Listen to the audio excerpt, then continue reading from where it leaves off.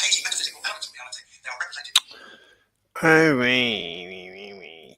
Okay, so let's get back to PNR.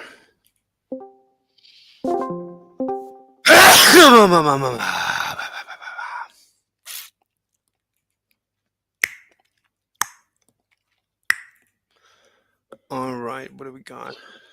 Oh, wait. Okay, so I think this is it. So let's check it. Check.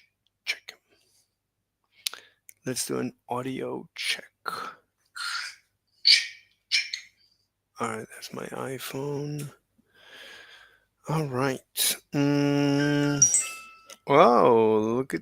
Wait, an hour already? Oh my god. So you have to, and I've been fooled The on a date, but like if you actually, I can't. sometimes I one of your hosts, Halsey English, and today we have a great welcome. Welcome to the Morning Constitutional. I am one of your hosts, Halsey English, and today we have a great show for you where all we're probably going to agree on is that we are all retarded. How's everyone doing today? I am comfortably above retardation. Thank you very much. Why would you say that? Why would you say that? The only reason Halsey is saying that is because Halsey doesn't want to disagree with TFM. Because TFM is a big channel and Halsey is making some money from TFM, so TFM doesn't want to attack. I mean, Halsey doesn't want to attack TFM too much. There's a limit to how much Halsey is going to attack TFM before, TFM snaps and gets rid of Halsey. I mean, Halsey makes TFM look like a bumbling buffoon. So that's why Halsey calls himself retarded. Oh well, I am looking at retardation. Yeah, I'm looking at retardation. He's begging on the street right now. I am surrounded by retards. Like it's bad. Yeah, that's all they. I mean, this is an anti-Semitic show. You can look at the comments. Jews and women always right. I mean, this is if there is neo-Nazi, this is neo-Nazi. I mean, this is as neo-Nazi as you can get. And anti-American, and anti-Israel, anti-Jewish. And Halsey obviously doesn't feel comfortable being here. He's obviously... And Halsey cannot fix TFM. TFM, I don't think anything can fix TFM. TFM is beyond redemption. I don't think there's any way to fix him. He's far gone. He's too far gone. Rub off and you just don't notice it. Like maybe you have a little reason. No. I've got the infection spreading underneath my skin. Sometimes I have that Agent Smith moment, like from The Matrix, where he's like comes up to Morpheus while he's drugged, and he's like, "Your filth infects me. It's the smell." Like that's what I feel like. The stench of your retardation.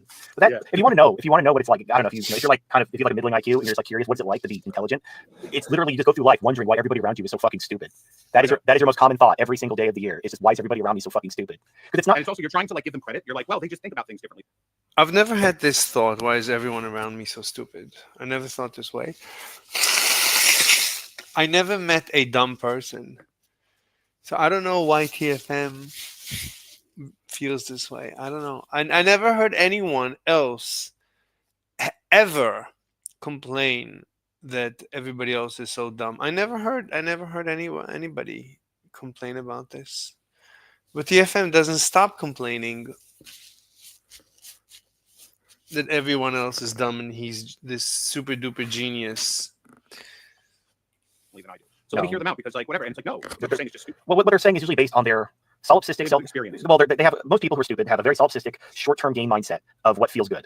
They're basically on the same level of a child or an animal that just does what feels good immediately without considering the long-term impacts. So women are like children, and everyone is like children. He compares everyone to children. And it's like you can understand. It's like dealing with women. It's very easy to understand women if you understand that they're children. If you give women the benefit of the doubt and assume that they're just as smart and capable as a man, nothing they do makes any sense. And they seem very mystifying and deep and, oh, how do I understand you? But really, if you understand that they're just women and they're doing what feels good based on their solipsistic short-term emotional thinking, everything they do makes perfect sense and it's not impressive. Women are one of these things where we basically are hardwired to be forced to tolerate them because we have to make babies and sex feels good. But like this guy's insane. So he doesn't like women. Sex feels good, but he doesn't like interacting with women. There's nothing there like There's nothing there. So any interaction with a woman, there's nothing there. this is what, the whole thing, like, oh, why can't men and women be friends? That's really simple, because women are terrible people and they're not worth being friends Women are terrible people. This is TFM. Yeah. with. Like, you could just make friends with a guy and go hang out and play pranks on each other and talk about whatever. There's no reason that, like, women just aren't going to be able to do that. They're not going to be able to stimulate you. This is the same guy that looked up his ex-girlfriend and discovered that she got married. That's the same guy. Intellectually. The only reason to hang out with women He literally misses her. He feels it was a mistake to let her go. And Trying to I'll give have you sex a little pushback just with I'll give you a little pushback just with a fun bit. I don't think it's just that women are awful people. We're different people. The things that satisfy a man in a relationship and satisfy a woman in a relationship are two completely different things. So when you're building something together as in a romantic relationship, both of those things become tolerable. But as friends, when there's no upside, like well, there's nothing there. complain nonstop. And the stuff women talk, even intelligent women, like, you have women who I mean, Jose again is pushing back like a normal human being who actually has a wife and kids and a life. And of course, he can't push back too much because TFM is gonna break down. who are, PhDs, and they have these really impressive titles, and you get them talking about their area of expertise, they'll fool you into thinking they're smart. Like, you talk to a woman who's in like neurosurgery or something like that, and she'll chew your ear off about all this shit about this, that, and the other, and she sounds really smart. Once you get away from her area of expertise, she just talks like every other woman. She's into Taylor Swift. Even when they talk about their area of expertise, what they're That's true about everyone. Anyone that you don't talk to them about their area of expertise, they're gonna be dumb. That's by definition. usually talking about is how awesome they are. They don't. Especially TFM. I mean, most of the time, everything he says is complete buffoonery. They don't talk about like No, actual details. no, They just no. want you to understand they know what they're talking about. Well, maybe when you're first meeting them on a date, but like, if you actually talk to them and you're friends with them, they just talk about like fucking interpersonal drama, and this person said this. It's like no different than just the basic bitch shit that Karens talk about, where they're bitching about their coworkers and their neighbors. It's the same shit. It's just she has a PhD and she has letters after her name and she's supposed to be super smart, but she's still a woman at the end of the day, and there's just nothing there. Like, there's nothing there to do. Even if you're into like the stuff women are into, it's all like hive mind basic bitch shit. Like, they're into like serial killer documentaries and Taylor Swift. It's just like there's nothing there. Like, I want to talk about philosophy and big issues and shit that impacts my life. I don't fucking want to talk about your fucking podcast and Taylor Swift. I couldn't give less of a shit.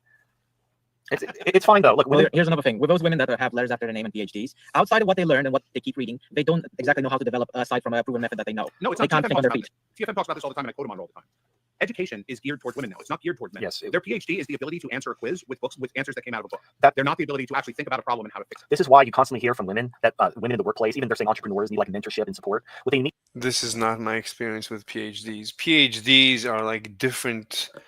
It's like talking to a different type of person. It's people who can think analytically way beyond just a normal analytical person. They need a man to show them what to do.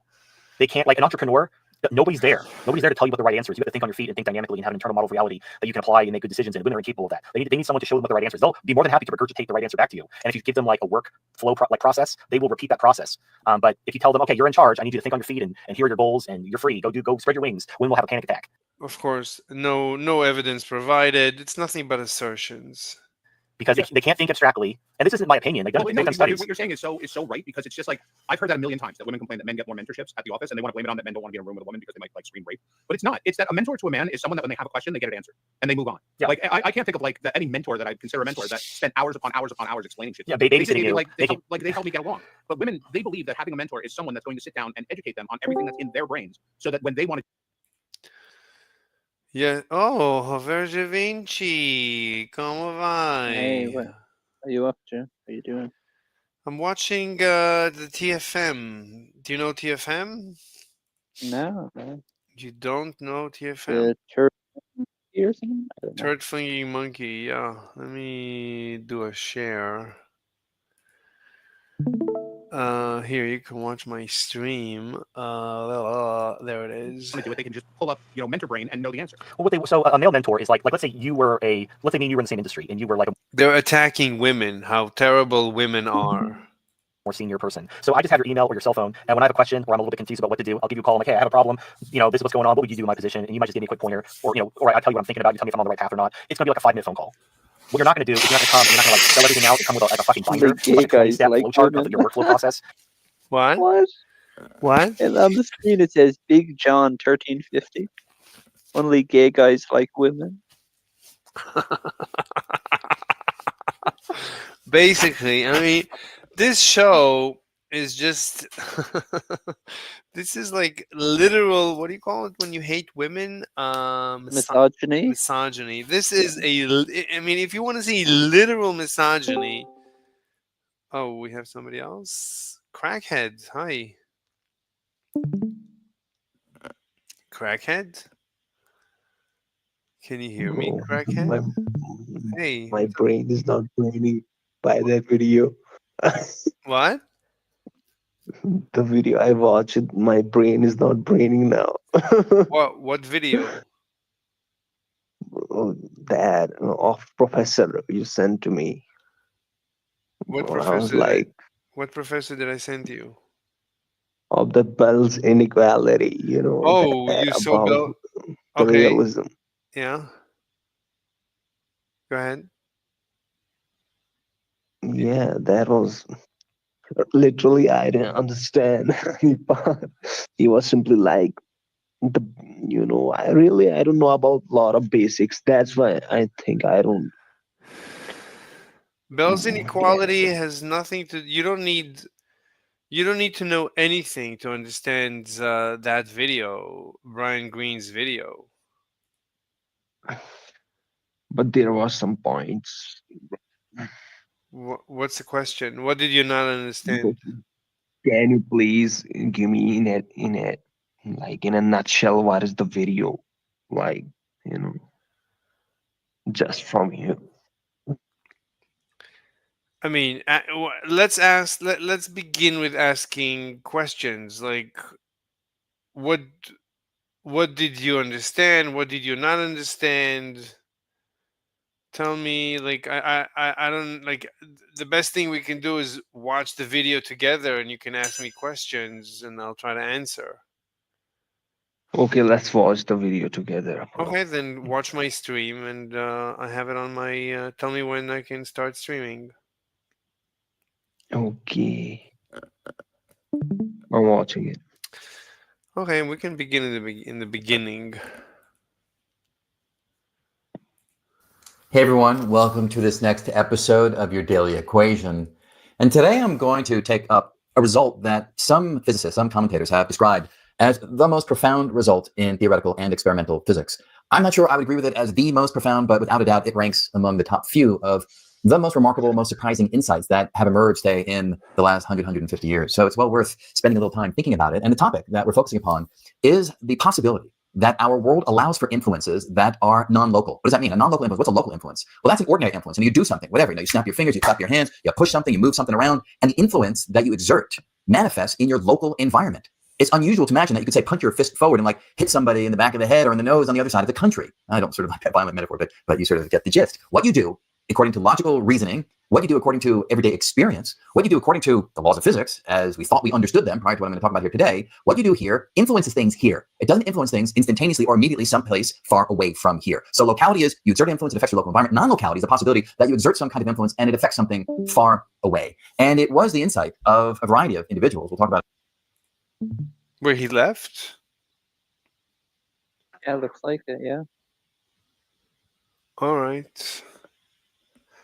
Oh, he literally went to another room. He went to ask a trans girl. Jesus Christ. This guy just doesn't give a fuck about the non-locality of the universe. He just doesn't give a fuck about the non-locality. Oh my God. What do you think about non-locality? Do you believe in non-locality? I just don't understand it. Like, I mean, if there was some coherent explanation for why it's occurring that made sense, then I mean, I'm open-minded to it. Like, but I just can't imagine you doing something without something in between the thing, right? Like to me, it's like knocking over dominoes, right? If I knock over a domino, there's lots of dominoes between the one that I knocked over and the one at the end. You know what I mean? So I don't understand how I can knock over a domino. It doesn't touch any of the other dominoes, and the domino at the end knocked over. Mm-hmm. Yeah, Yeah. with no dominoes in between. Like wow. Yeah. Yeah. So obviously it's incorrect, and I know exactly why this video is incorrect. I can point out here's exactly where it's incorrect. This is the Let me zoom timestamp. in there. Let me see. 3010.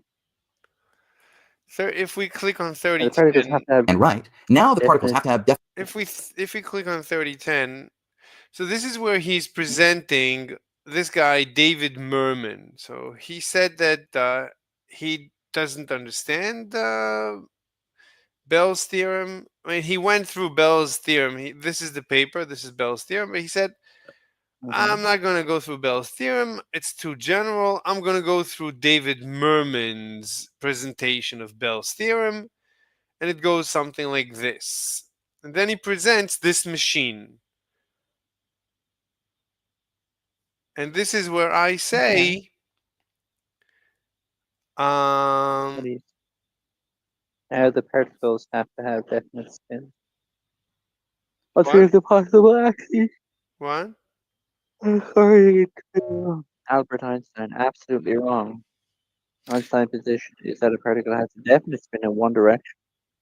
Einstein's position does not entail that a particle has three definite spins. As the spin, the rest of this proof depends on the incorrect representation of Einstein's position. Therefore, this proof is invalid. DVD. You got champagne glasses, champagne glass. Yeah. What do the other comments say? What are these other comments? What are they talking about? This is another Vinegar? guy that also remarked on the same timestamp, but and Oh, I upvoted it, but I don't think he got it. I don't know. I'm not sure. He wasn't clear enough, but I still I mean, I he's gave got a big brain in it there. He's, what? yeah, and he's got a big brain in it there with the, Big brain? you know, yeah, he's kind of like Oh, what bringing he's up saying? the, He's saying I don't agree because spin is not classical rotation. I don't see um I don't know if it's true that spin is not classical rotation. I don't know if that's true. Think of precession around z axis. I'm not sure what he means. Think of precession around z axis. I'm not sure what sz is. Maybe spin in the z direction is fixed. I don't know what he means by that. But I guess spin x and spin y don't, meaning are not fixed. I don't know what he means by that. Remember, a Stern Gerlach is not a detector. I don't know why you would say that. Is a orientator. That I don't know why you would say that. That's not the way we understand it. Only two possible outcomes. Yeah, but I don't know how that's relevant. So I don't know. Like nothing he says makes sense. Nothing.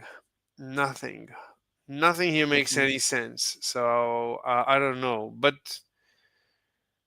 I don't know. And somebody said, so is every other measurement device. So is every other measurement device. I don't know. I don't understand what the first comment is. So I don't know what the response is. Yes, a spin measurement will necessarily exchange angular momentum between the quantum field and the measurement device. I don't know what that means.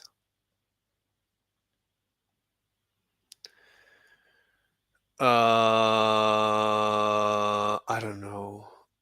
That is the difference between quantum mechanics and classical mechanics. I don't know. I don't know what they're talking about. Maybe they're geniuses. I don't know. But that's irrelevant because what I'm pointing out is a misrepresentation of a position. What I'm saying is something much more benign. I mean, this has to what do. does ChatGPT say about your comment? What do you mean? What does ChatGPT say about this I don't video? know. I didn't. I don't think ChatGPT. This We need the AI interpretation. no. This is a misrepresentation of my position. This misrepresents my position. This is a misrepresentation of my position. Okay. Oh my god. The question is,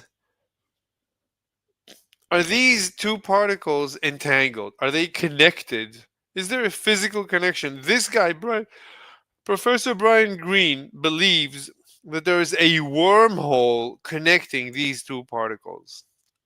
That's what he says. Can you believe it?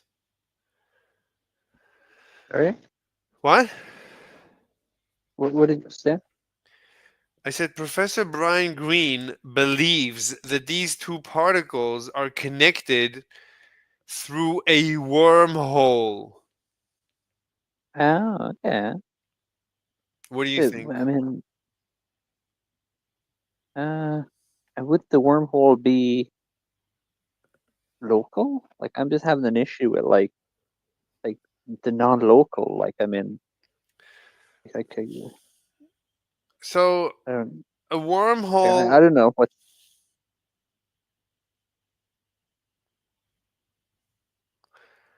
I don't know. I mean, I can Like, I can to me, that sounds like Mhm. if I have a portal or whatever, or some shit, like I'm interacting locally through the portal. Like, I can't think of an example. Uh, I'm gonna just give me a minute. I gotta text someone a response.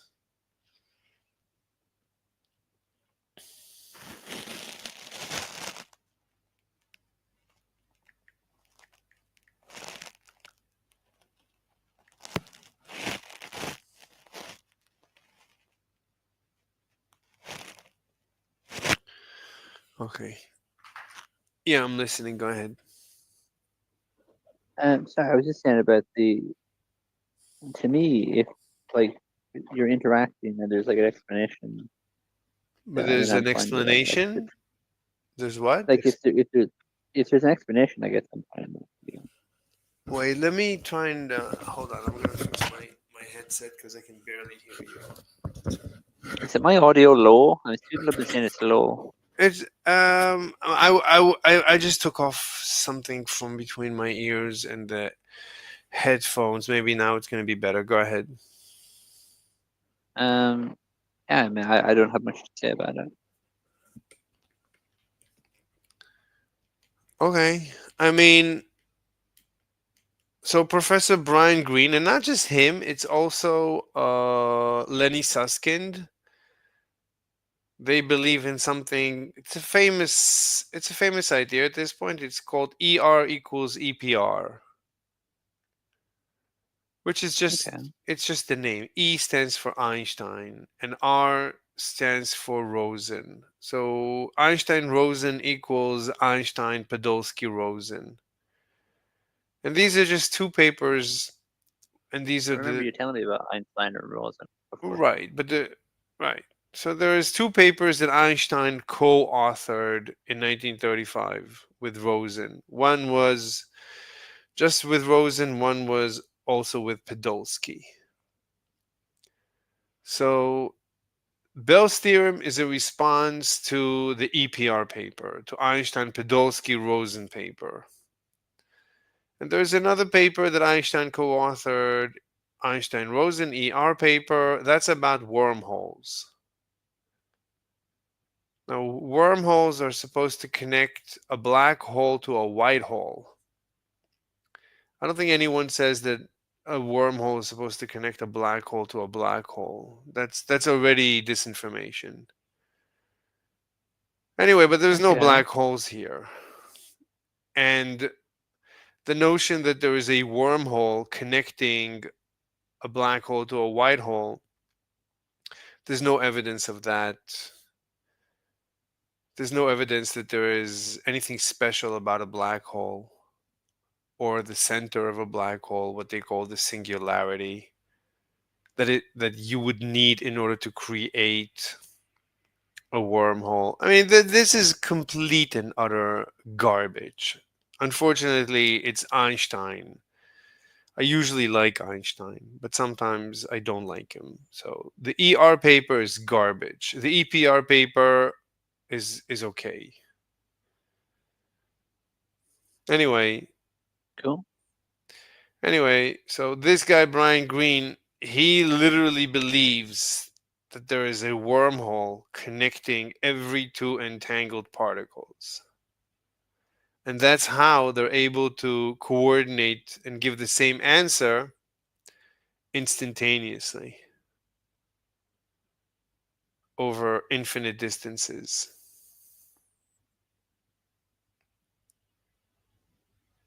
I mean, that is like an explanation. I just don't know. So if I entangle a particle with another particle, I was created the wormhole, or like how is the wormhole being created? So I told you wormholes to me is garbage. It's not scientific.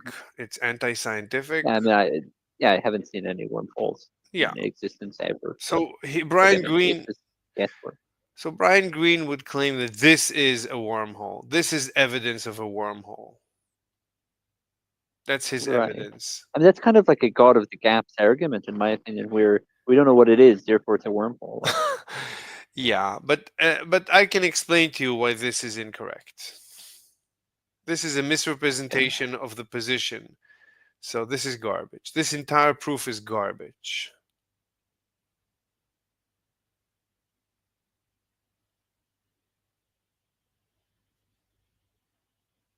Do you want to know? Sorry, I thought you were gonna go. Yeah, tell me. Yeah. Is it Oh. because it's misrepresenting Einstein, or?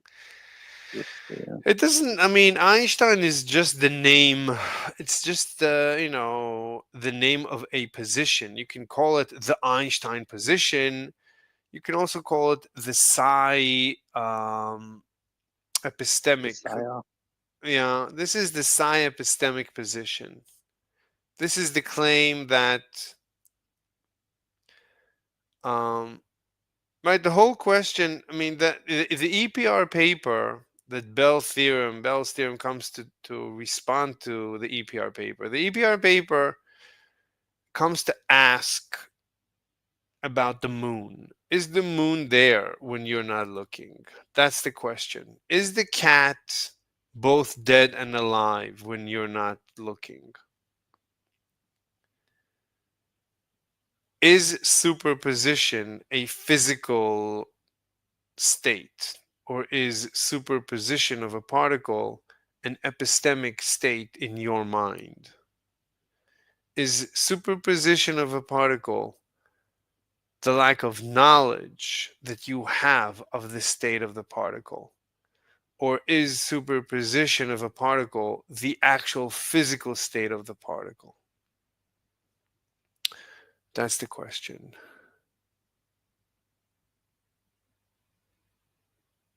No idea. I don't know.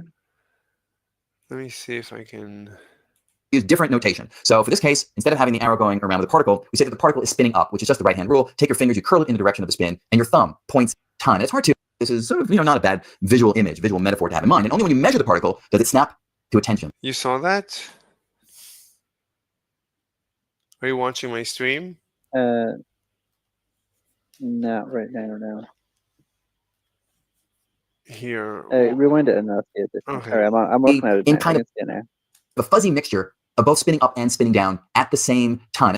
The opposite would be spinning down. And again, you have to get really close to see it, but that particle is spinning around in this clockwise direction, which by this right-hand rule would be spinning down. Now, the weirdness of quantum mechanics really comes to the fore when we realize that quantum mechanics allows a particle to be in kind of a fuzzy mixture of both spinning up and spinning down at the same time. And it's hard to show that pictorially, but take a look at this, right? So this is not a really good depiction, but it gives you a rough sense that it's kind of up and down. The problem with this imagery is at any given moment, if I was to stop this animation, the arrow would be up or it would be down, which would mean at a given moment it had one or the other spin. That's not what quantum mechanics tells us. Quantum mechanics tells us that the particle is in a mixture of both spins at the same time. So I can't really depict that, but this is sort of, not a bad visual image, visual metaphor to have in mind. And only when you measure the particle does it snap to attention and acquire a single definite spin. In this case, it snapped to attention spinning in the upward direction. But if this is a 50-50 mixture, half probability of up, half probability of down, then if I measure it again, it could be up or down, 50-50 chance. And in this particular animation, it turned out that that second measurement gives this particle spinning in the downward direction. So it's weird, very strange. Quantum mechanics allowing this sort of fuzzy, nebulous reality until a measurement or an interaction takes place, which forces that reality to ante up and choose one or the other outcome. In this particular case, only two possible outcomes. The particle chooses one or the other I only don't when. think that's true.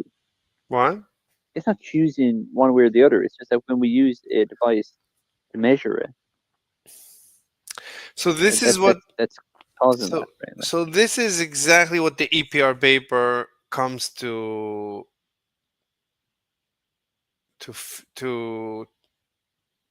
understand, to analyze. So there was a big dispute between two camps of physicists around that time, 1935. Most Gay camp physicists. and the no homo camp. The what and the what? No homo? The gay camp and the no homo camp. Is that it? Yeah. Anyway, so there was two I knew it. there were two camps. And today there's only one camp. Today everyone believes, all the physicists today believe in one camp. In those days there was Einstein who upheld, the remnants of the old school. Today there is none left. So Einstein was of the position that what you just said, that superposition doesn't really exist. Of course, the particle is not in a superposition. Of course, the particle is either up or down, and when you measure it, it tells us what it was. Of course, the moon is there when you're not looking, and when you look, the moon is either there or not there. It's not that the moon needs you to observe it in order to decide. Unless you're a phenomenologist, I mean, that wouldn't make sense, right? What? What? Unless you're a phenomenologist, that wouldn't make sense. What's a phenomenologist? What is that? They're the people who say, like, if a tree falls in the woods and no one sees it, did it happen? So if you believe that if the tree is there and no one was listening, did it make any noise? Then you have to go down that rabbit hole and explain to me the mechanics of that universe. So how would that? Yeah. Right? It's a universe that if we go down that rabbit hole, the rabbit hole of that universe, it's going to be, it's untenable. You're not going to be able to explain that universe. It doesn't make any sense. So what if one person was listening, but I wasn't listening? So does the tree make noise for that person, but not for me? Did the tree fall for him, but not for me? What if somebody told me that the tree fell? Does that make the tree fall? What if somebody made a video of the tree falling? This is untenable. This is a garbage view of reality. It's actually called non-realism.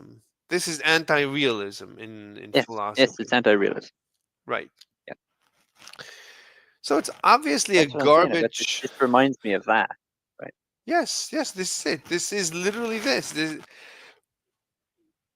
This is the discussion. The discussion is reality real? And the discovery of Bell's theorem is that reality is not real, and the universe is not local. And Bell says it explicitly in his paper.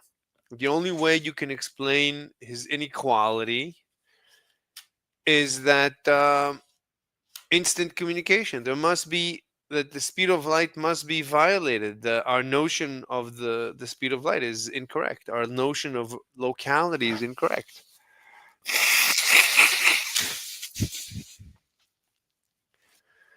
This is the end of civilization. This is why I take this so seriously, so personally. This is a cult. This is the belief in Supernatural, kind of paranormal. In paranormal, in supernatural, in fairy tales. This is the end of civilization.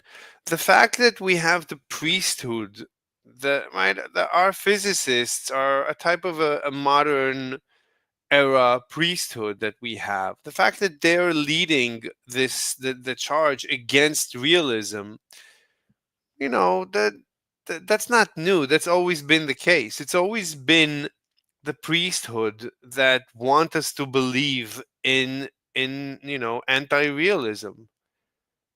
It was always the priesthood that created the cult, the occult. Who do you want to create religion if not our priesthood? Who would create our religion, our modern religion? This is just modern religion. This is the old religion wearing a modern skin. This guy, he looks like he's scientific. He's not. There's not a scientific bone in his body. He's just a priest. The fact that he doesn't wear the robe of a priest doesn't mean that he's not a priest. The fact that he doesn't conduct the ritual that we're used to of priests doesn't mean that he's not a priest. He is a priest. That's all he is. And he teaches his fables, his delusions. And unfortunately, I mean, this is as bad as it gets. Anyway, what's your opinion so far? Yeah, I mean, I think I'm on your side. Yeah, your audio is terrible. What? Let me try the other head. No, your audio sometimes is good and sometimes is bad. It's like maybe what? Do you have a headset? It's just the mic might just be. Yeah, I'm using the earphones right now. Did you? Can you hear me okay? Yeah, now it's good. Before, like it sometimes it's most of the time it's great. Some of the time, like it's it's difficult to keep track of when it's good and when it's bad. Sometimes I don't know what you're saying, but sometimes your audio is Okay. perfect. Yeah, I Anyway, think sometimes I have the microphone facing away from me. the microphone facing away from you. Yeah, there's a little thing on my earphone. If I have it kind of too far away, Too power away. Too far away. Oh, too far away. Oh my God. Sometimes it's your English. It's a combination. Sometimes your English. Like he actually, I think it was him. I don't remember. He said that he was in Ireland in a convention. He said he could barely understand 25% of what people are saying. It's true.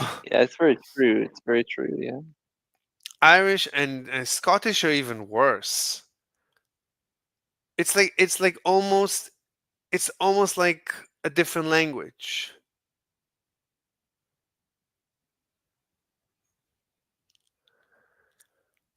Anyway, so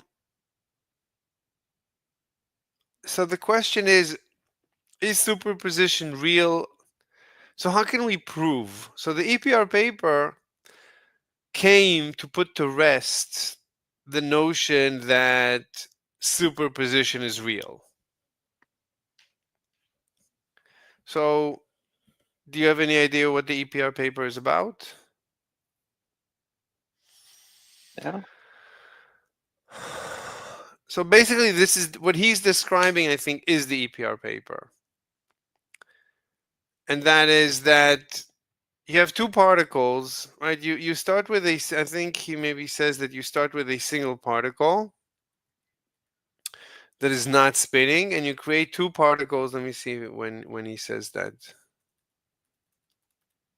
Possibilities, which is the reality prior to that interaction. So totally strange, but this is the standard part of quantum mechanics. It's got weirdness in its own right, but now we go further. And the weirdness of quantum entanglement as applied to this particular example of quantum mechanically spinning particles is this.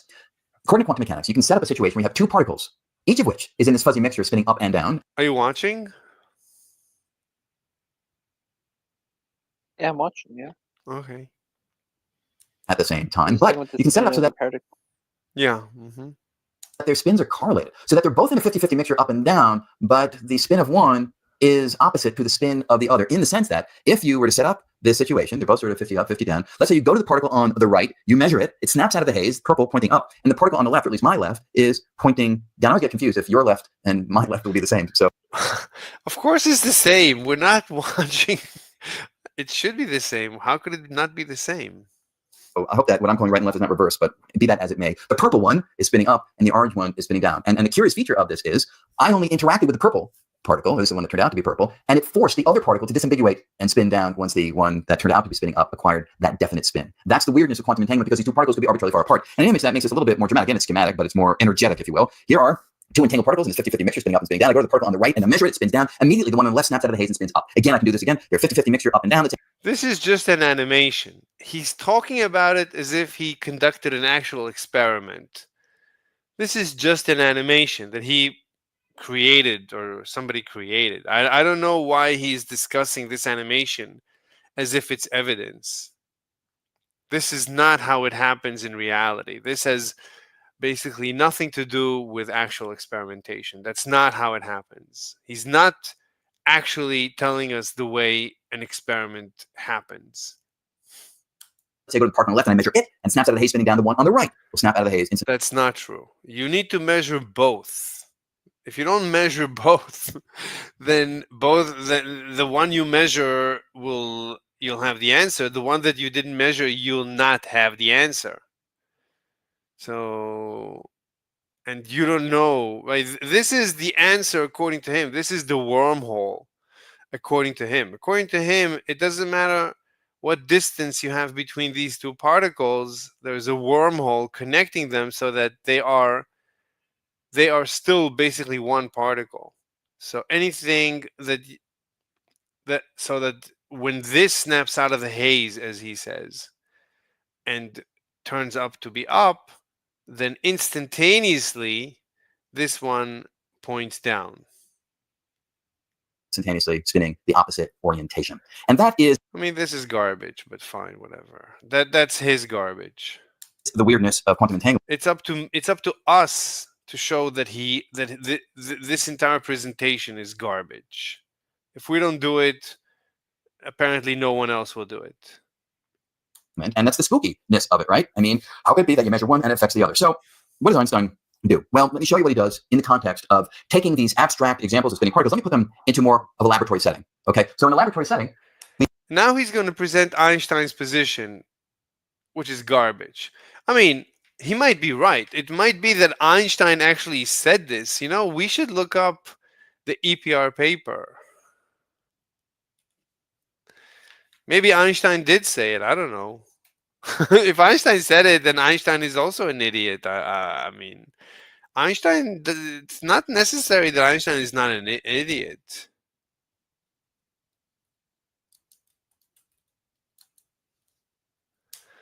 Are you there?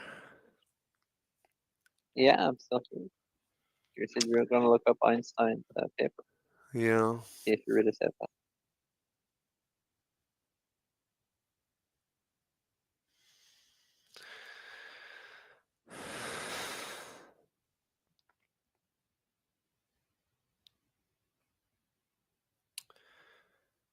This is the EPR equals ER paper, probably by Lenny Susskind or something.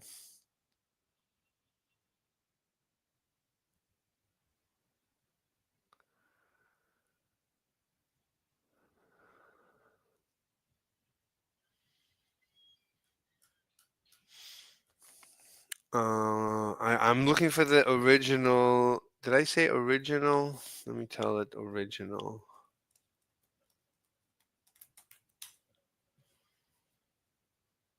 Let's ask for a PDF.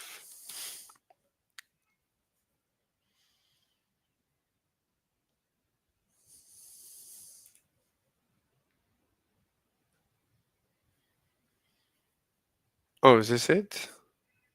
No. That's EPR equals ER. That's the solution. That's the wormhole solution to the EPR, to Bell's inequality.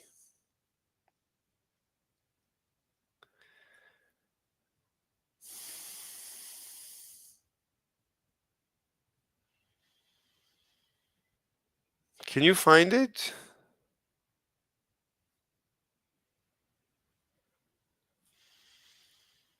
Haven't actually. I don't.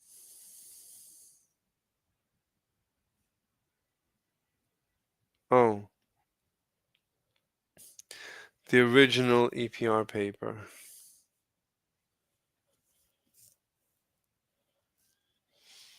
Okay. Oh my God. Let's try. But it's difficult to read. This is a bad print. Oh my God. Hmm.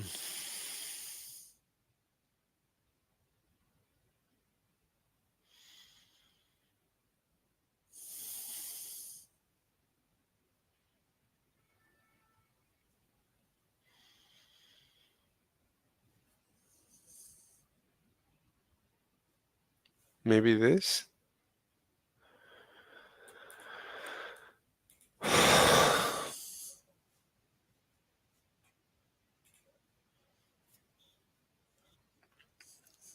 Maybe it was inside a book?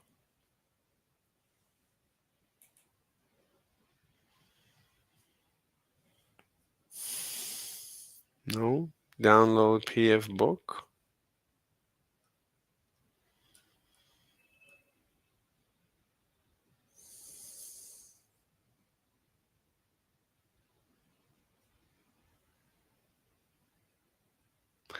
Yeah, I think you have to buy it.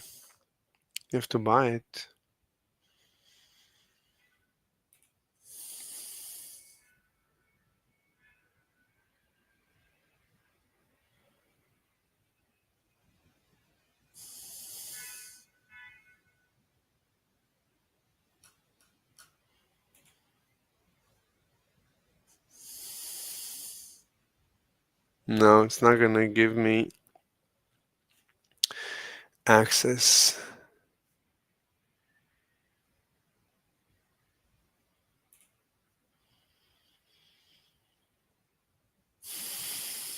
They keep giving you a link that doesn't work.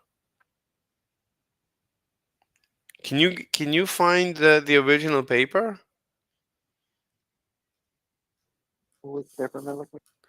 This is the original EPR paper. I think I read it.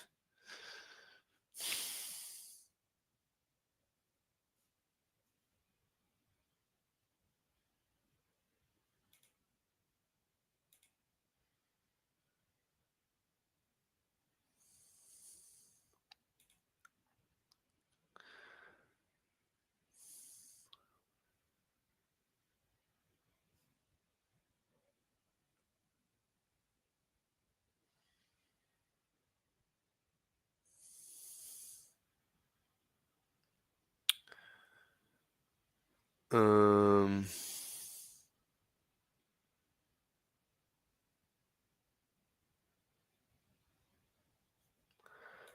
I think I saw this. Somebody sent it to me.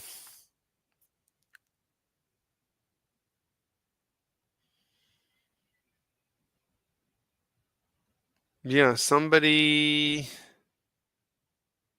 I think it's on Wikipedia or like an archive. Archive.org probably has. Okay. Try them. Uh, I'm gonna send you this copy of it that I have. you have the paper? Sure. Yeah. Post it or send it, whatever. How do I send it to you? However you want, in the private chat and on the server, a link. I don't know what I just did. Yeah.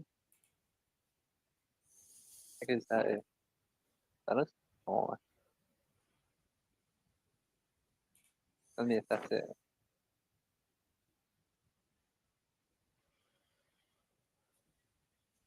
Oh, this seems to be EPRS. Is that the same one? No, no, that's no. That's a paper about the paper.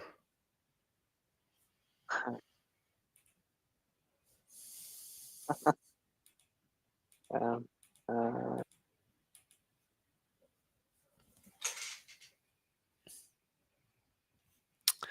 It's called yeah. Can Quantum Mechanical Description of Physical Reality Be Considered Complete? Oh yeah, I found it. I'll send it to you now. You still want it? Yeah, send it, yeah. I sent it. It's traveling through right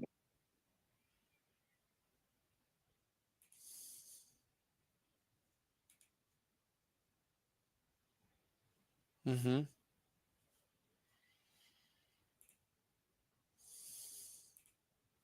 Okay, so let's see if Einstein made this mistake. So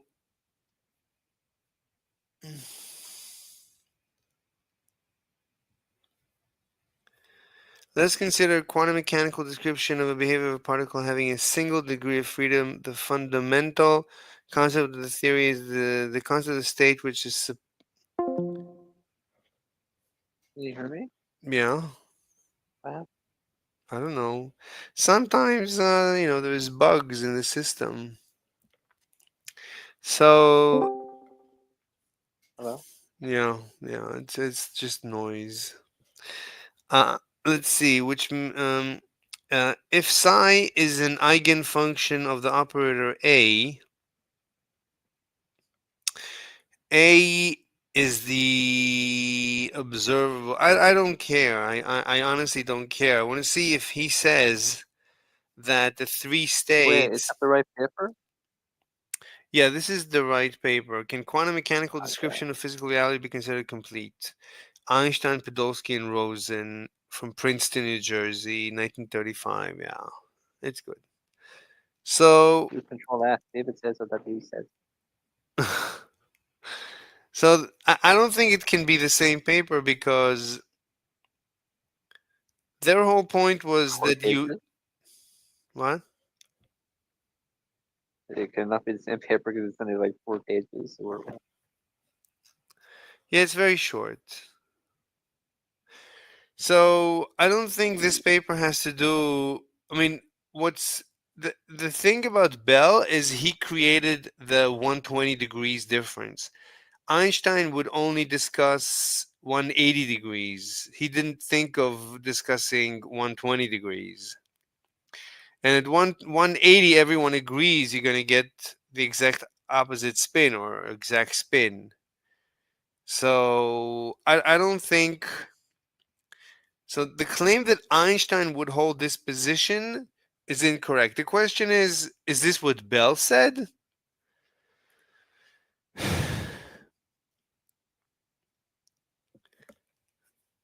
This is like archaeology. I'm like an archaeologist at this point. Who said like what is going on? This is everybody's talking about somebody else having said that, somebody else having said that. Like at this point, we're like 10 people the removed from the telephone or original. whatever. What? It's like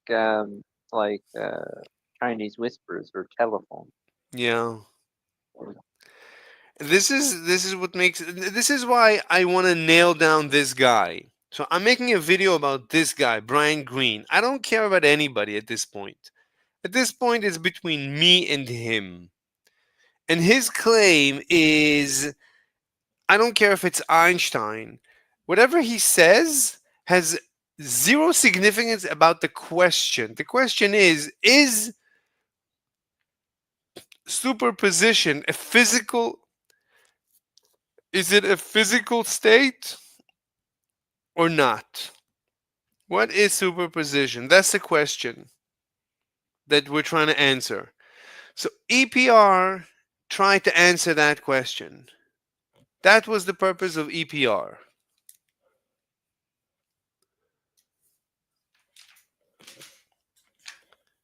And EPR answered the question. We have an answer. We have the answer. No one disputes the answer that EPR gave.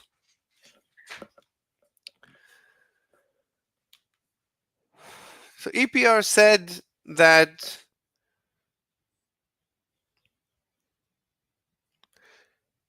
if you measure the two particles in the same direction, then one particle will be up and the other will be down. Can you explain that? Yeah, that was explained by the No, law I of can't angular hear momentum. you. Sorry, I thought it was explained by a law of angular momentum. Exactly. Exactly. But the question is, but one particle is spinning in some arbitrary direction. The other particle is spinning in the opposite arbitrary direction. When we measure, we're not measuring in that direction. We're measuring in another arbitrary direction. Nevertheless, they're always opposite. How do you explain that?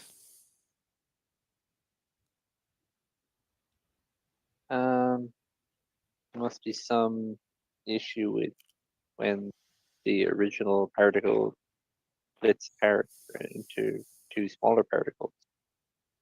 That process just causes them to do that. No, I don't know what Is you that? just said. What? Uh, No, I don't know. I thought there was like a particle and it decays into two particles. Is this a different experiment? no, let me show you the problem. Let me show you the problem.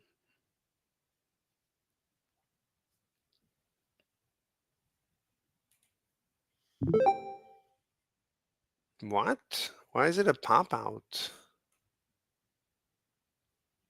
That's what she said.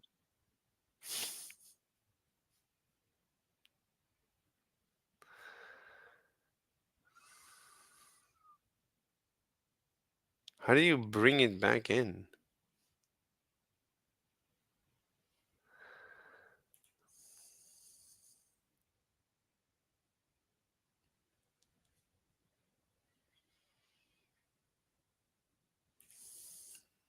Are you using whiteboard right now? I need to I'm trying, turn but the whiteboard it thing. popped out. Yeah.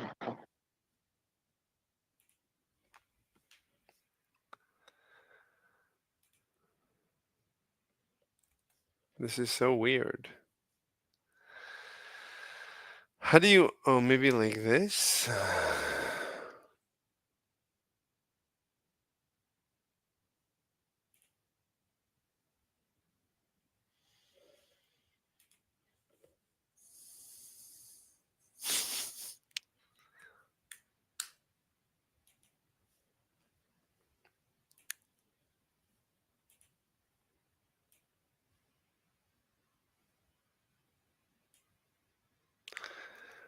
I don't know how to. Anyway, we'll work with this. Okay. So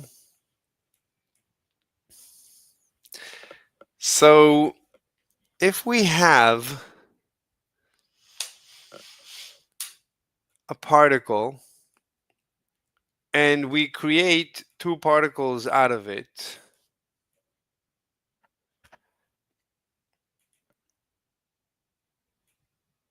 this is Yeah. one and this is the other.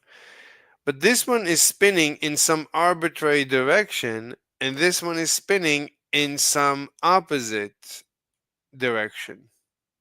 But when we measure it in some arbitrary direction.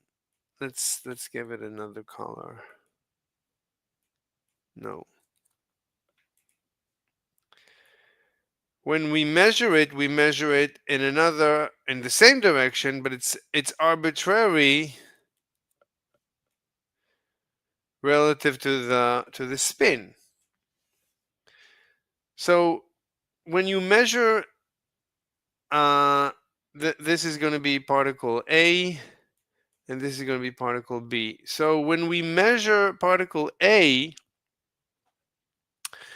what is it going to give us?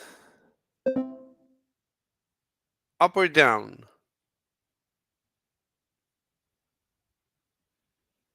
Oh, It's gonna A is gonna give us up. Let's say this is up and this is down. This is up and this is down. What is particle A gonna give us?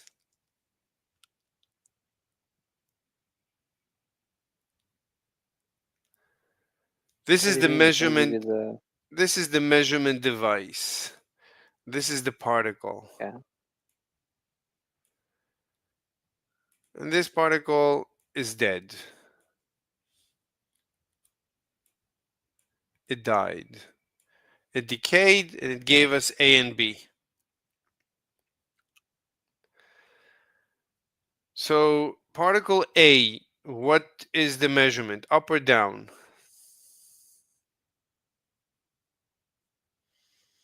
Is up. What will it be the measurement of particle A? Well, be off, I guess. I mean, Particle in one A. direction. Yeah, why not? What do you mean why not? Yeah, the other one will be down. But particle A is closer to being down than being Oh, up. sorry, I didn't see the arrow there. I didn't see the arrow. Yeah, yeah, yeah. Okay. So particle A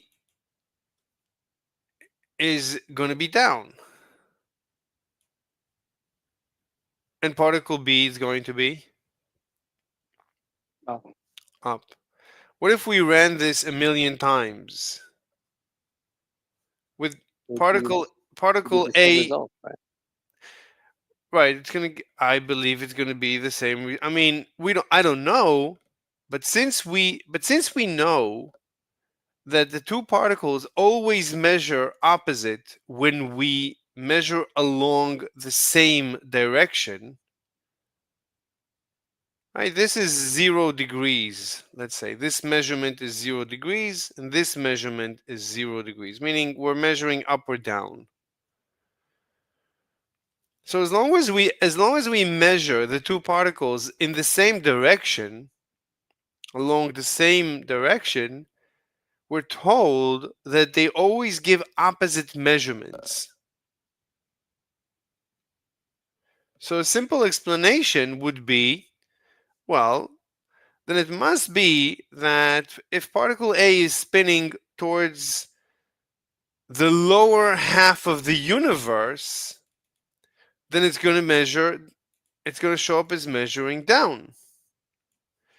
And if particle A is pointing towards the lower half of the universe, we know by conservation of momentum, right? Well, this is pointing this way. This is definitely pointing in the opposite direction, meaning it's definitely pointing at the upper half of the universe. And therefore, it's going to show up as measuring up. And therefore, this theory reproduces the data. This theory predicts the data or fits the data perfectly.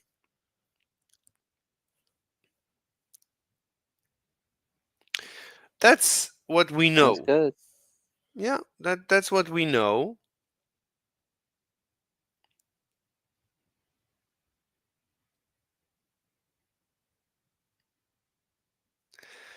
And that's what the EPR paper comes to say. The EPR paper says that the state of particle A, the direction of the spin of particle A, it's a definite direction, and the spin direction of particle B is a definite direction. There's no superposition in the direction of the spin of A and B.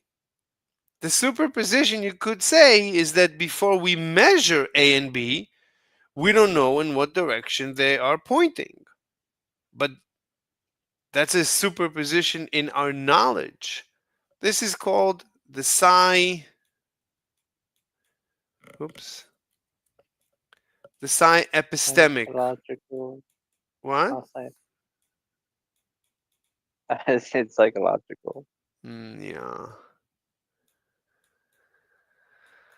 This is the psi epistemic position. This is Einstein position.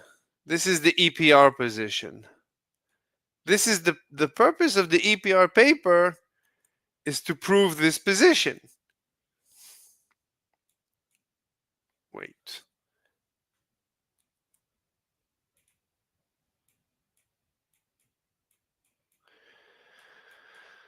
This is the EPR position.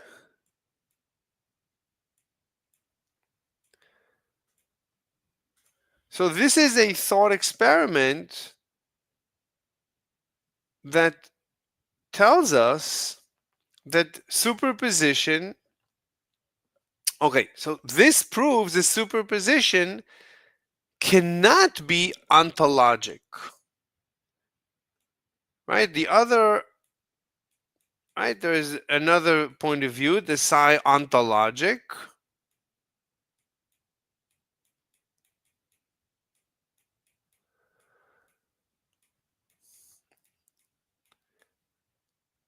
And that is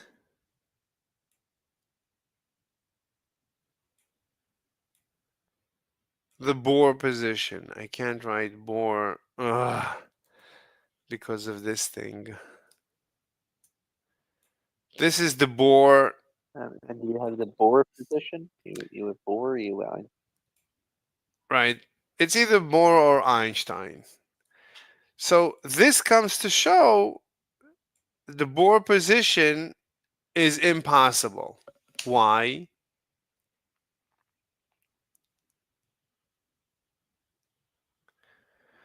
The purpose of the EPR paper, because yeah,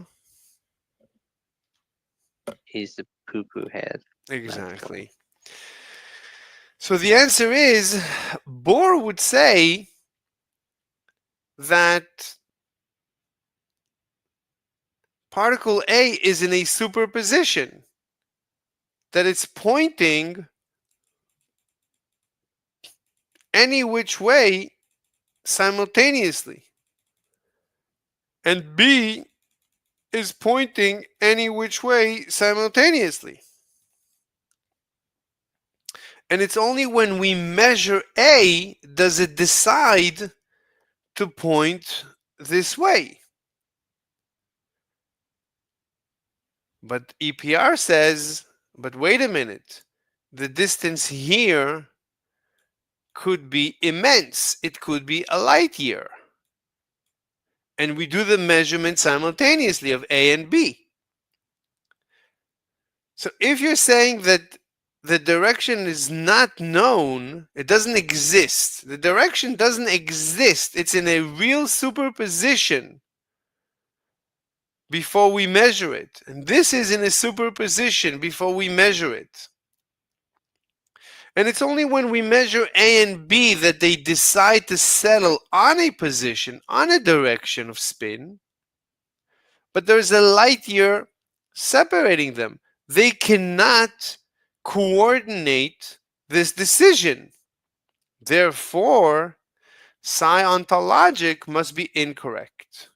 The purpose of this paper was to prove whether the paper accomplished it or not. This was Einstein's purpose for the paper. Einstein later wrote Schrodinger that this paper didn't really do the job, and Einstein ended up having to explain it in later correspondence. Either way, whether Einstein explained it or not, I'm explaining it. This thought experiment dispels psi ontologic. Bohr loses. Bohr's garbage. Einstein wins. And that's a massive L for Bohr right there. What's your Massive opinion? L. What's your opinion? A massive L for Bohr. I agree with you. Yeah.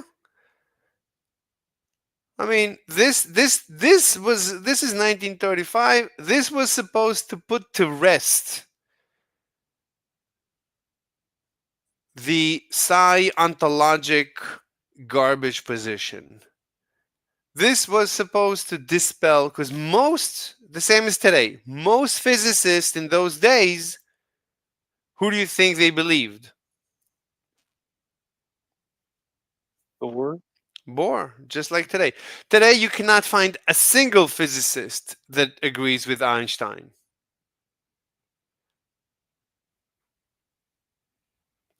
They all agree with Bohr. But this thought experiment, but because we know that this is what experiment shows, we know that experimentally, I mean, I don't know anything. I never ran the experiment. But I've seen this experiment done with photons. It's possible to create photons with opposite spins, basically, and you can replicate this result. And you can separate them. And this is actually what they gave the Nobel Prize for. That they ran this experiment in great distances and they replicated this result. So this puts to bed psi ontologic. That was at least the purpose of this paper. And Einstein died, and Bohr died, and Heisenberg died, and Schrödinger died. Everybody died. And then came along another idiot. What was his name?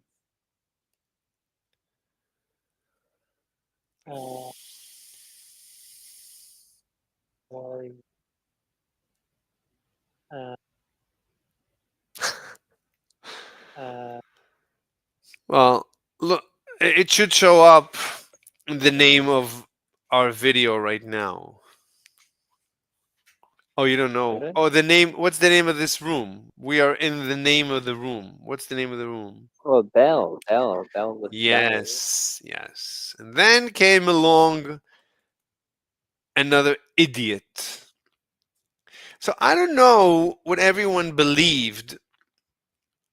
I think even before Bell, everyone thought Bohr won the debate, even though Bohr never really had a response to this proof.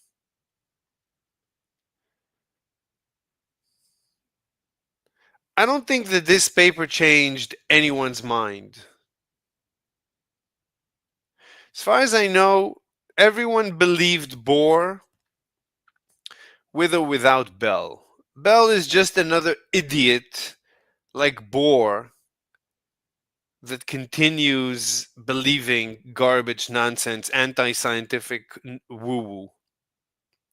Because apparently people are unhappy if there's no woo-woo. Anyway,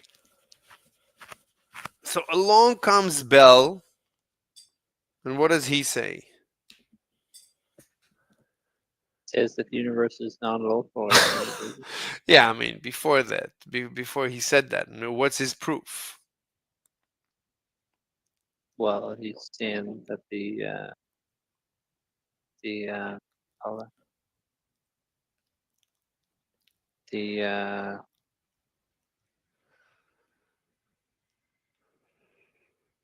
that the hidden variables isn't true or something. I don't know what hidden variables are. I don't care. But what does he say? That the particles are entangled. Everyone agrees that the particles are entangled. I mean, obviously the particles are entangled.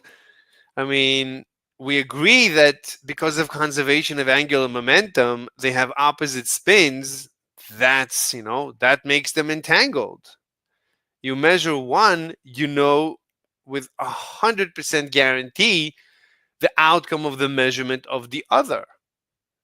It's like a pair of socks.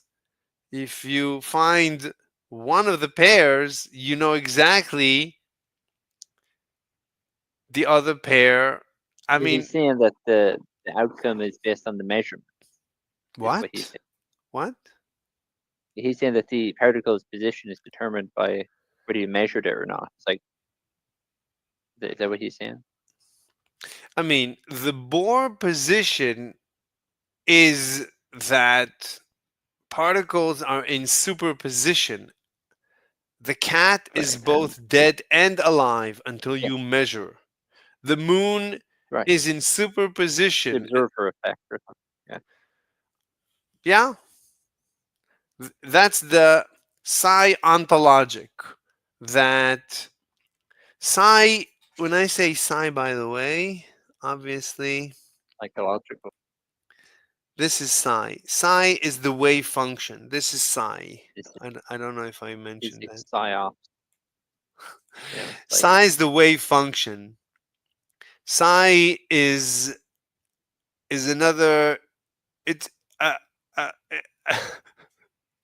it's it's like a misunderstanding on top of. There's so many layers of misunderstandings. Even this, even I think this is such an atrocious discussion, but even I fall into their mind tricks. This psi is another garbage notion that should have never been taken seriously.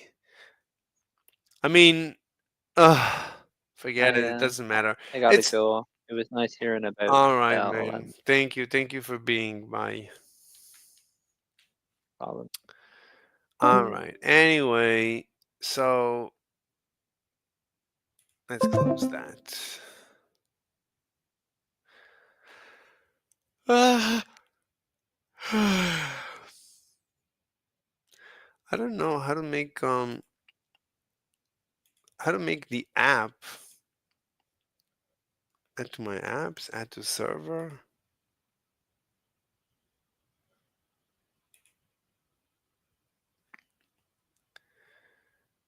Like I want to create the whiteboard inside.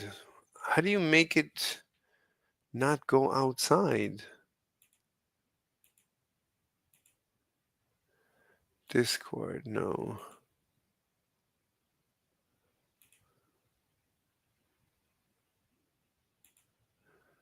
Microphone, reset cookies and data.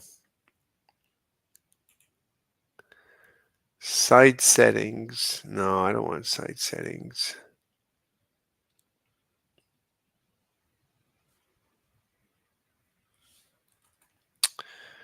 I don't know how to make it go into pop out. How do you prevent it from being a pop out? Maybe I'll remove the word pop out. You can't remove it.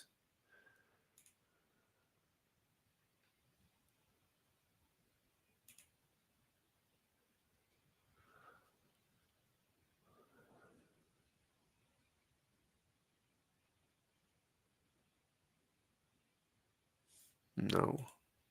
This? No. I don't know. I don't know. It started one day and I never had this issue. It never was a pop out. Why is it a pop out?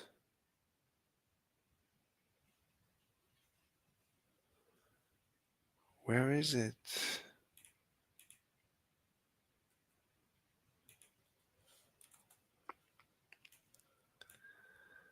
Hmm. Whiteboard, this.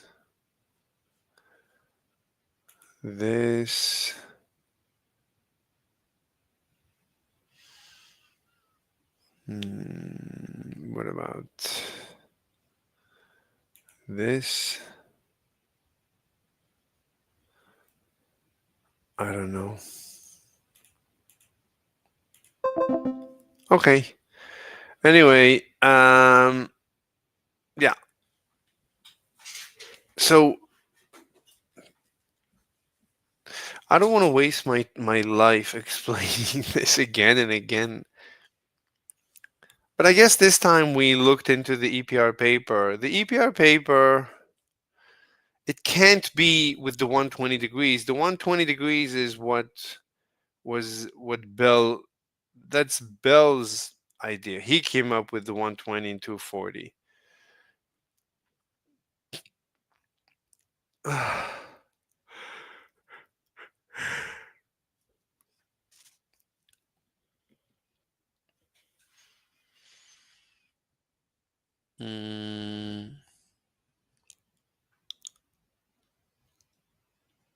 Mm-hmm. Let's see.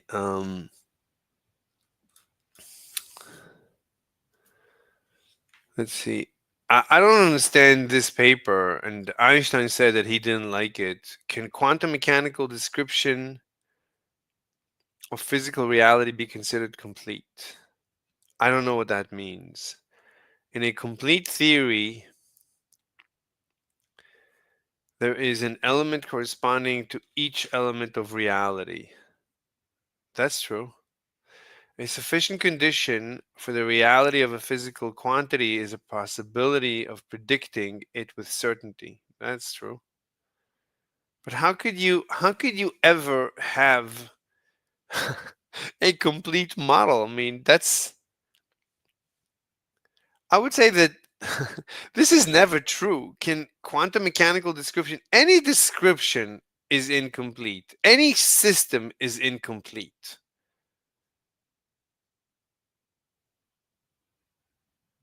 Of course, nothing can ever be considered complete. Since when can things be considered complete?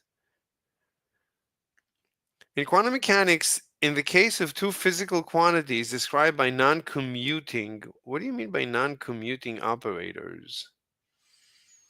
The knowledge of one precludes the knowledge of the other. Then either one, the description of reality given by the wave function. Why are you bringing up the wave function? This is so ridiculous. And quantum mechanics is not complete. Why would you say that? These two quantities cannot have simultaneous reality. I don't know what that means. I just don't understand this paper. I have no idea what it's trying to say. Consideration of the problem of making predictions concerning a system on the basis of measurements made on another system that had previously interacted with it leads to the result that if one is false, 2 is also false. I don't know what that means. One is thus led to conclude that the description of reality as given by a wave function is not complete. I have no idea what he's saying. I honestly, kill me now if I know what he's saying. And Einstein, I don't think Einstein understood this. I don't know what he's saying. I don't know. This is not Einstein. This is the other guy. Any serious consideration of a physical theory must take into account the distinction between the objective reality, which is independent of any theory, and the physical concepts with which the theory operates. Right? It's the reality versus the concept. These concepts are intended to correspond with the objective reality, and by means of these concepts, we picture this reality to ourselves, right? It's just a picture. It's not reality. When you take a picture of something, that's not reality. It's a snapshot of reality. It's a picture. It's a description. In attempting to judge the success of a physical theory, we may ask ourselves two questions. One, is the theory correct? I don't know why he has to go to this length. I would not have. I would never write a paper like this. Why no one? It's like the whole APR misunderstanding. Perhaps is because of this crazy writing. Where are you going with this? I would never go this way. Why are you making it so complicated, so convoluted? The way I explained it is perfect. The way I explained it, I killed non-realism. Non-realism is dead. It's a very simple. This kills it. This is all you need to know. Right? It's either psi-epistemic or psi-ontologic. It's either the superposition is a physical thing, it's a physical phenomenon, it's an ontologic phenomenon, or it's an epistemic phenomenon, meaning it's only in our minds that there is a superposition. Rather, in reality, there is a single direction. So there's two ways to view the superposition. Now, one of these ways fits the data perfectly. The other way contradicts the data perfectly. Psi-epistemic fits this experiment perfectly. Psi-ontologic contradicts this experiment perfectly. Done. That's it. That's the paper. You're welcome. Roll the credits. That's all you need to say. Yes, Clarence. What's the question? Clarence, what's the question? Are you going to talk? Are you going to talk the talk? Or are you going to walk the walk? So that's what I would have done. That's the way I would have written this paper. It's a very straightforward paper.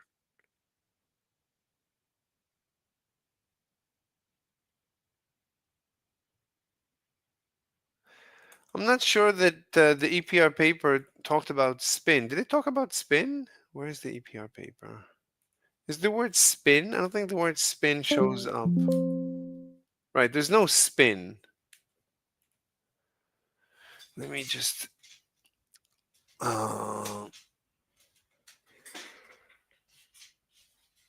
give me a minute. Oh my god.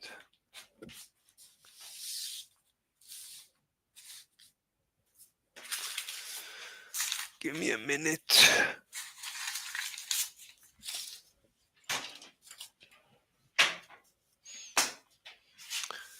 Give me a minute.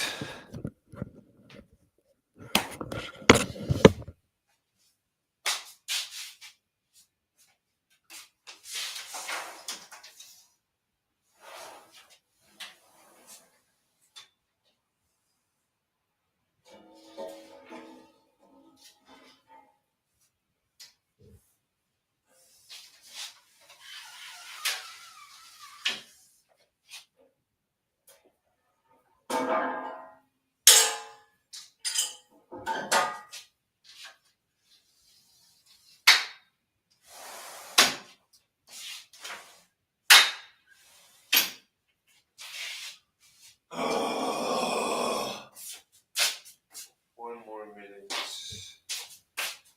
One more time. One more time. One more time. La, la, la. Okay. So if Einstein asked me to write his EPR paper, it would have been a 1-page, maybe 2-page discussion, and that would be the end of that. It would have been much clearer. La la la la la la. One more time. La la la la. One more time. La la la la. One more time. La la la la la la. Nevertheless. Okay, but Einstein did not ask me to write his EPR paper, so. But you know what I want to do? I wish I could. Maybe I can invite. What's this?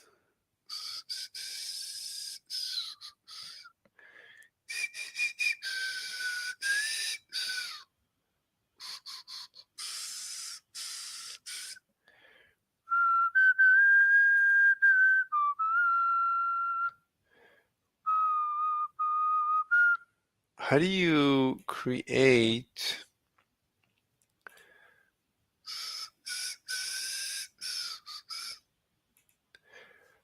Oh, share maybe. Generating share image.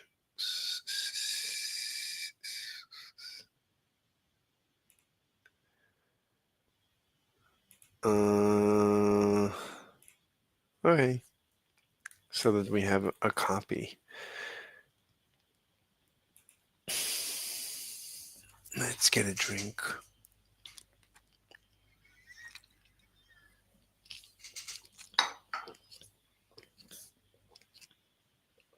Right, so the EPR paper had nothing to do with spin. And Bell's paper, I see the word spin 6 times. Spin. Suppose we have a spin half. So he came up with the spin.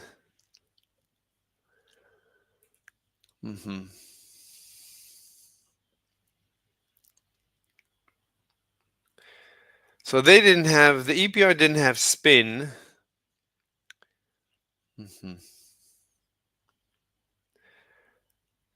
So it must have, I don't know what exactly, what kind of an experiment they had in mind.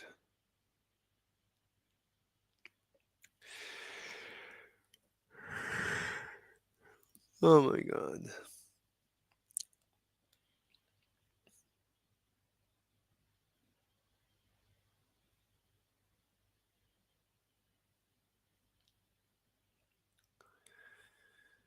Ti-la-la-na-na-na.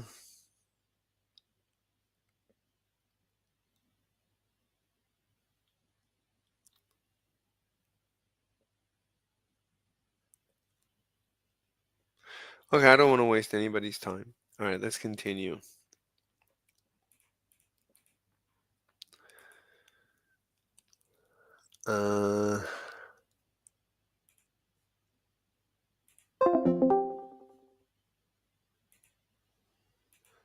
Wait, what's this?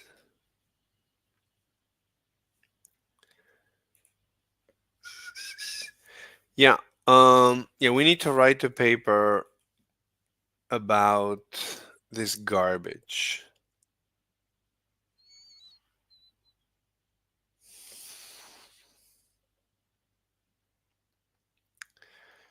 So where does he get this notion that Einstein's position? We can imagine that we have, say, a couple of detectors, and one detector on the right, one detector on the left, and in the middle is a device, if you will, that will send out particles that are entangled. So this device in the middle creates entangled particles, and it creates them in just the way that we've been describing. One up, one down, the other up, the other down, and so forth. And these detectors are able to measure the spins of the particles. So the example that I was just showing you a second ago in this language would look like this. 2 particles, say, are emitted from the You see, this is yeah, I can live with this. center device. They're both in mixture up and down, and then they get measured on the left and the right. And when they're measured, one is up, one's down, or in the So why wouldn't he take the same experiment and expand it to the 3 measurement angles? Why does he also have to say that the 3 measurement angles are predetermined according to the Einstein position? Why would you say that? in the reverse case, the other's down, the other's up, and so forth. But the weirdness, the spookiness is that they're in a fuzzy mixture, and yet upon measurement, they both disambiguate. They both choose a definite reality. Even though they're far apart, they're able to correlate the outcomes. That's the weirdness. So far apart. There's nothing weird about that. The fact that he says that's the weirdness, that's weird. Why would you say that that's weird? There's nothing weird about it.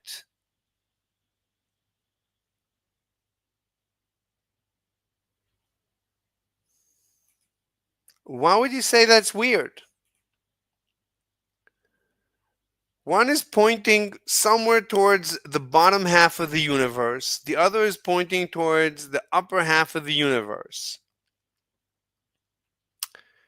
So this one will always measure down, and this one will always measure up, because this one is closer to up, this one is closer to down. Right? As long as this one is anywhere towards the bottom half of the universe, this one is towards the upper half of the universe. That's it. What else do you want? This explains everything. There's nothing weird about it. The fact that they all keep complaining with the same complaint, it's weird. That's not weird. Why do you keep saying that it's weird? And yet they never get it wrong. When one's up, the other's down. When one's down, the other is up. Amazing, right? So what does Einstein say? Why is that amazing? He says, look, he says, that's too damn spooky for me. He says, I think what's What do you mean that's too damn spooky for me? really going on here is not that these particles are in this fuzzy mixture of up and down until they get to the detectors, and only upon measurement do they snap out to be one way or the other. He says that would require some spooky crosstalk between them, some spooky conversation between these widely separated particles. He says the world doesn't work that way. So he says a conversation would actually not be enough. He said spooky action at a distance. A conversation is not enough. They would need to manipulate each other. They would need to change the angular momentum of each other, right? When one of them collapses from a superposition and snaps into a certain angular direction, the other one goes into the opposite direction. They have to push against each other. So you need the transfer of angular momentum. Conversation is not enough. I have got a much simpler explanation for what's really going on here. He says if a detector measures a particle and finds it spinning up, then it always was spinning up. It was spinning towards the upper half of the universe. Never in this fuzzy mixture spinning up and down as the math of quantum mechanics tells us. He says the math... I don't know what it means, the math of quantum mechanics tells us. I don't know what that means. The quantum mechanics is simply unable to get at the full and complete description of reality. And that's why it seems to us, by staring at the equations, that a particle is in a fuzzy mixture of up and down until measurement, when in reality it always was up or down from the get-go, and then to explain how when this one's down, this one's up, very simply. This was always down and this was always up, and that's how they were from the get-go. And the detector simply revealed... It's not that this was up and this was down. One was pointing at the upper half of the universe, and the other was pointing at the bottom half of the universe. It's not one was up, one was down. The measurement direction is up and down. So that's why the result needs to be up and down. That's not the direction of the spin. What you're showing here, that's also incorrect. You have to show some angle, and this is in the opposite angle. But it's not that the angle is exactly down. The device is exactly up and down, but the spin is not. The spin is in arbitrary direction. No one says, so already he's misrepresenting Einstein's, he's misrepresenting everything. This is a misrepresentation. The definite spin that they already had. So it could poorly be like this. We have here the spins of the particles coming out, and they're definite from the get-go. You're not showing the reality is more complicated, yet it's explained. You're only explaining the simplest case. You can take any case and explain it, not just the simplest. You can take the arbitrary case of angular momentum direction and still explain it perfectly. According to Einstein, Podolsky, and Rosen, the one on the right, at least my right, is spinning up. Einstein, Podolsky, and Rosen never discussed spin, so I don't know if you should say that. It's a different, but fine, whatever. The one on the left is spinning down, and that's all there is to it. So of course, as they race toward their two detectors, they maintain those spins, and the detectors reveal those spins. So Einstein says, here is what's really going on. Particles have definite properties, even though quantum mechanics can't give us those definite properties. Quantum mechanics only gives us probabilities of those definite properties, but definite properties that particles have, and they're opposite to each other on the left and the right, and therefore it's no surprise that the measurements always yield this perfect anti-correlation. One is up, the other's down, one's down, and the other is up. This is a terrible explanation. It's an incomplete explanation. Nothing spooky at all in this Einsteinian... Well, you did not explain the arbitrary directions. You're only giving us perfect directions, up and down. But this guy could be pointing towards you. It could be pointing towards this lamp. It could be pointing towards this screen. It could be pointing towards this whatever. It could be pointing anywhere. You need to be able to explain why they're still always oppositely correlated, and you're not explaining that.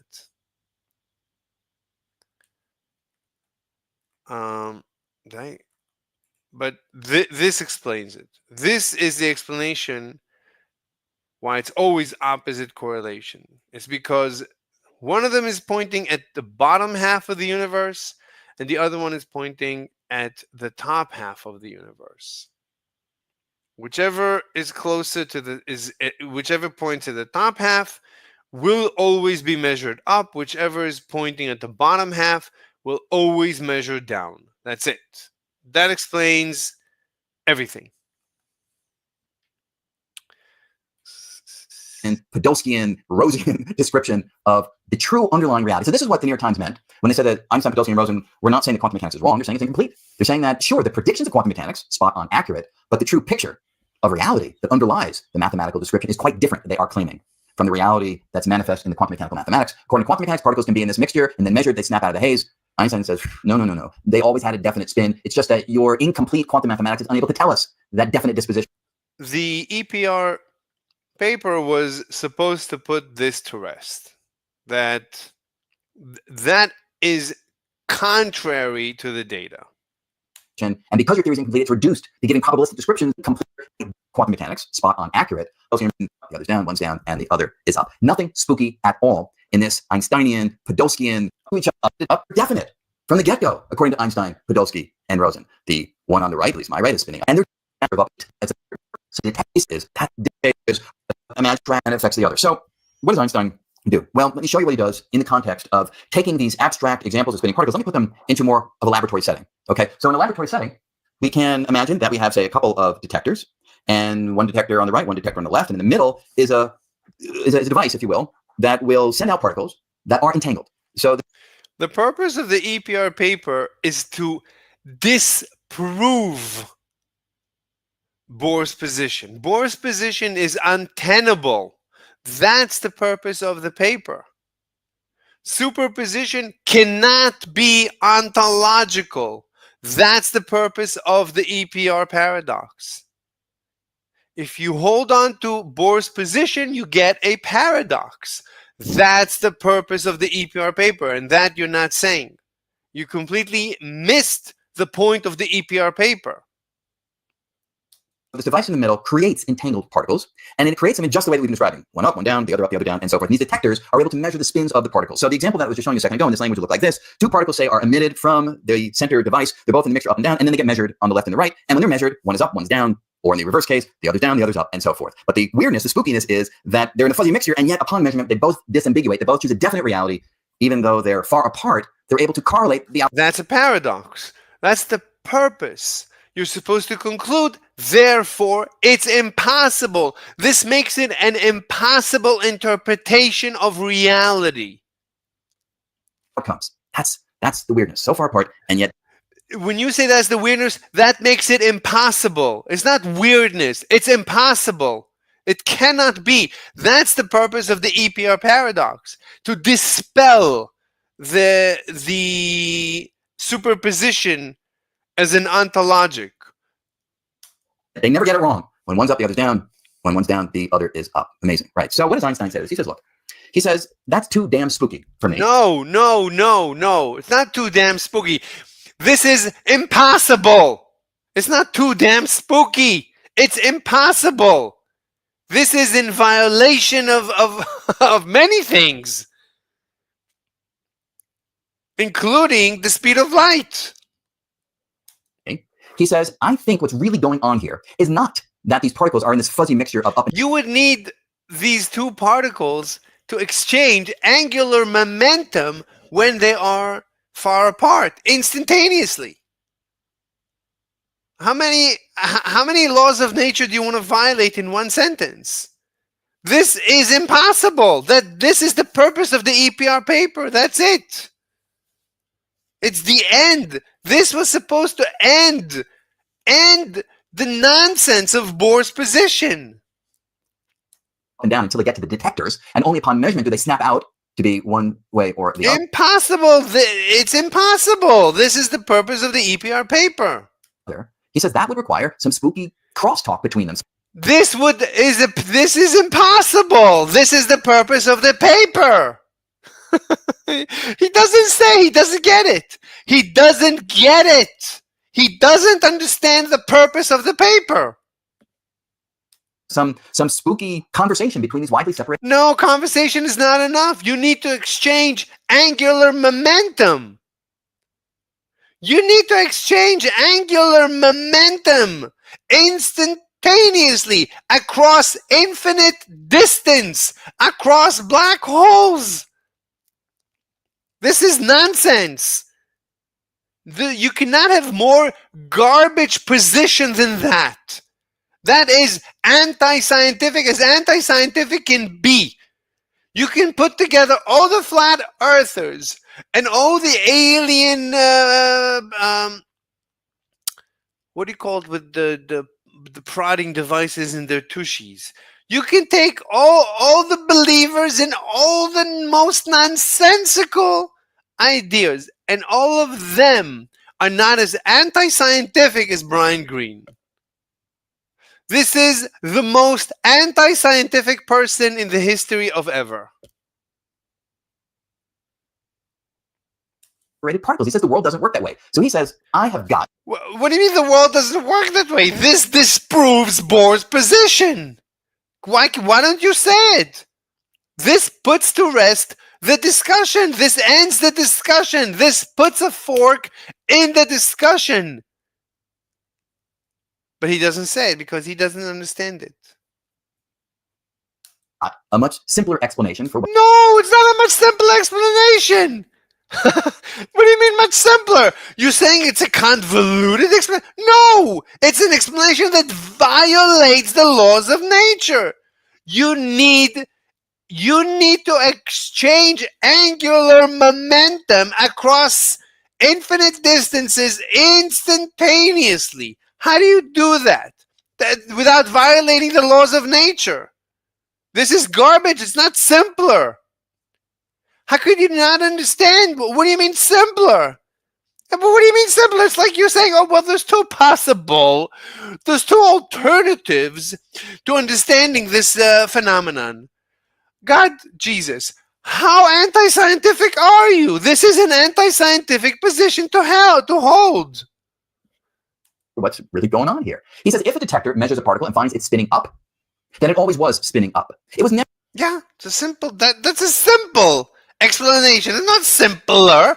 The other explanation is impossible. In this fuzzy mixture, spinning up and down as a math. What is a fuzzy mixture? What is a fuzzy mixture? Jesus help me. What is a fuzzy mixture? What is that? Quantum mechanics tells us. He says the math of quantum mechanics is simply unable to get at the full and complete description of reality. And that's why it seems to us, by staring at the equations, that a particle is in a fuzzy mixture of up and down until measurement. I don't even know what a fuzzy mixture is. And what does it mean until measurement? I mean, this is obvious nonsense. This idea of until measurement. What are you talking about? That doesn't make any sense. So the particle knows that it's being measured? What is this nonsense now? When in reality, it always was up or down from the get-go. And then to explain how when this one's down, this one's up, very simply. This was always down and this was always up. And that's how they were from the get-go. And these detectors simply revealed the definite spin that they already had. So pictorially, it'd be like this.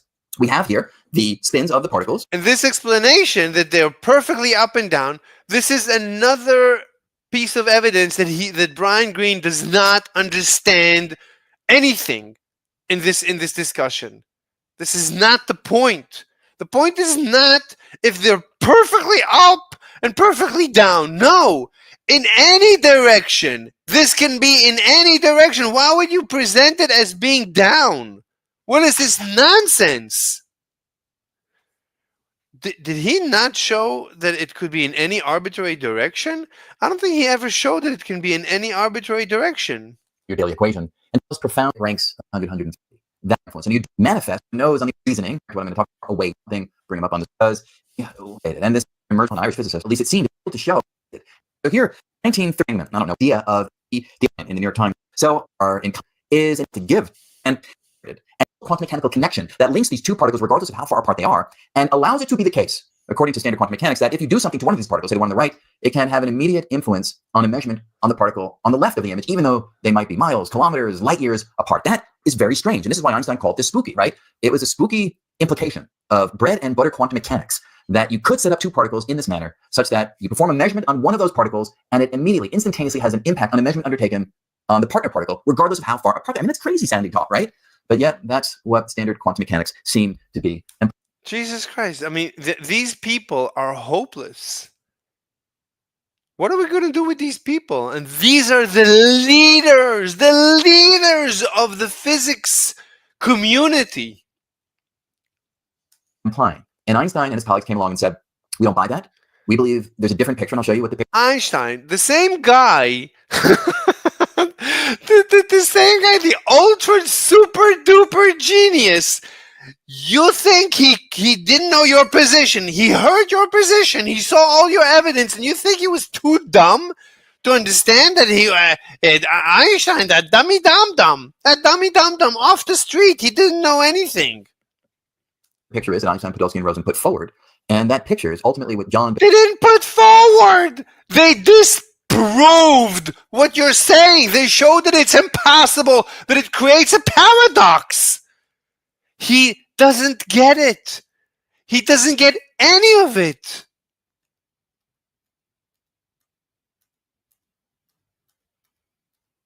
And they believe that in this paper they had established that there was a deeper description waiting to be found. And it's not a deeper description.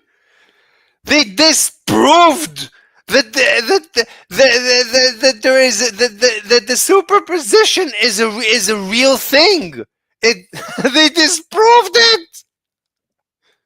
And their analysis relied on this idea of quantum entanglement, which pictorially is this idea that you can have two particles that can be widely separated, and yet there's still a kind of quantum mechanical thread. Let me see. I need to understand what was their proof.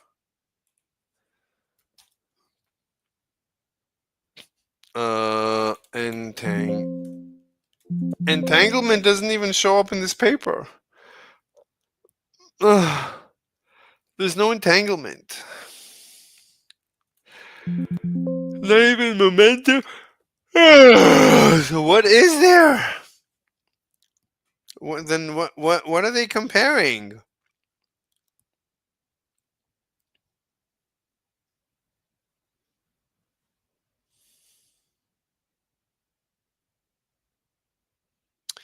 But must be found by an appeal to results of experiments. A comprehensive definition of reality, however, we shall be satisfied with the following criterion, which we regard as reasonable, if without in any way disturbing a system, whatever. To illustrate the ideas involved, let us consider the quantum mechanical description of the behavior of a particle having a single degree of freedom. The fundamental concept of the theory is that the concept of state, which is supposed to be completely characterized by the wave function psi,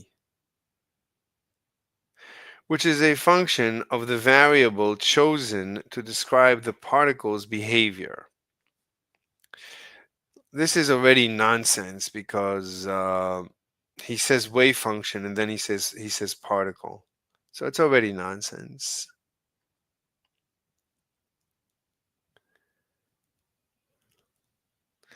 Corresponding to each physically observable quantity A, there is an operator which may be designated by the same letter. If psi is an eigenfunction of the operator A, that is, if psi prime is defined as A psi, which is equal to lowercase a psi. What is lowercase a psi? Where A is a number, then the physical quantity A has the same certainty, the value A has with certainty the value A whenever the particle is in the state given by psi. In accordance with our criterion of reality, for a particle in the state given by psi for which equation 1 holds, there is an element of physical reality corresponding to the physical quantity. I don't know what he's saying. Let, for example, psi equal e to the 2 pi I over h times p0x, where h is Planck's constant, p0 is some constant number, and x is an independent variable. Since the operator corresponding to the momentum of the particle is P equals this thing. Since the operator corresponding to the momentum of the particle is P equals h over 2 pi I d dx.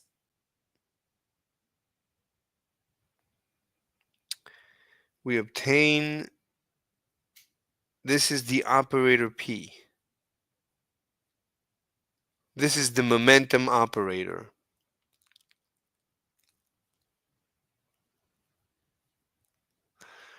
So anyway, I don't know these notations.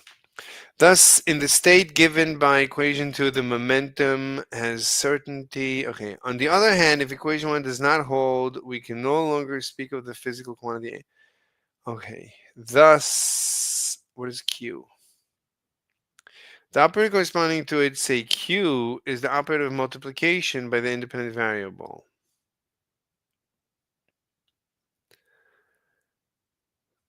In accordance with quantum mechanics, we can only say that the relative probability that measurement of the coordinate, anyway, what exactly are they trying to prove? A definite value of the coordinate for a particle in the state given by equation 2 is thus not predictable, but may be obtained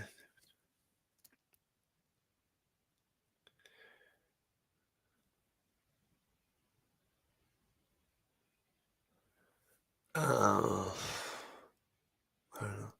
More generally, it is shown in quantum mechanics that if the operators corresponding to two physical quantities, say A and B, do not commute, that is, if AB is not equal to BA, then the precise knowledge of one of them precludes such knowledge of the other. Furthermore, any attempt to determine the latter experimentally will alter the state of the system in such a way. From this follows that either one, the quantum mechanical description of reality given by the wave function is not complete.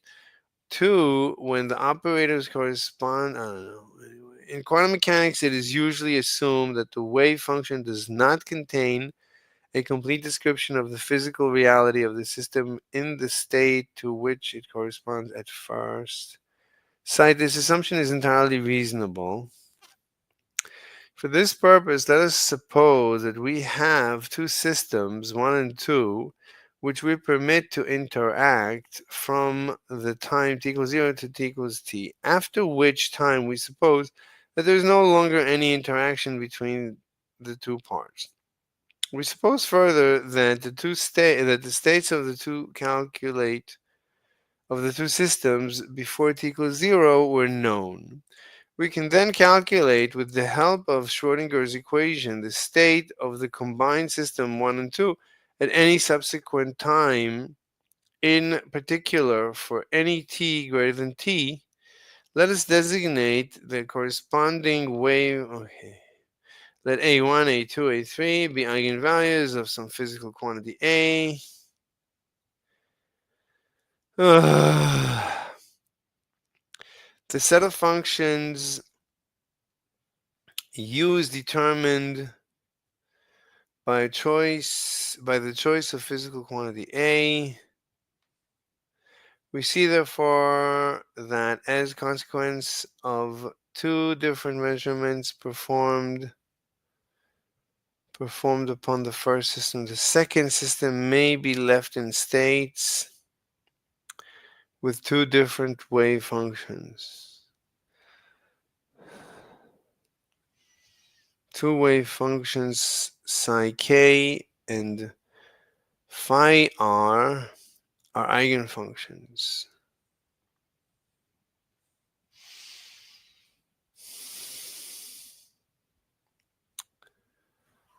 I'm trying to understand what's the point of, like, what is the experiment? Returning now to the general case contemplating equation, and we assume and this is the end of the paper. Previously, we proved that either 1, the quantum mechanical description of reality given by a wave function is not complete, or 2, when the operators corresponding to two physical quantities do not commute, the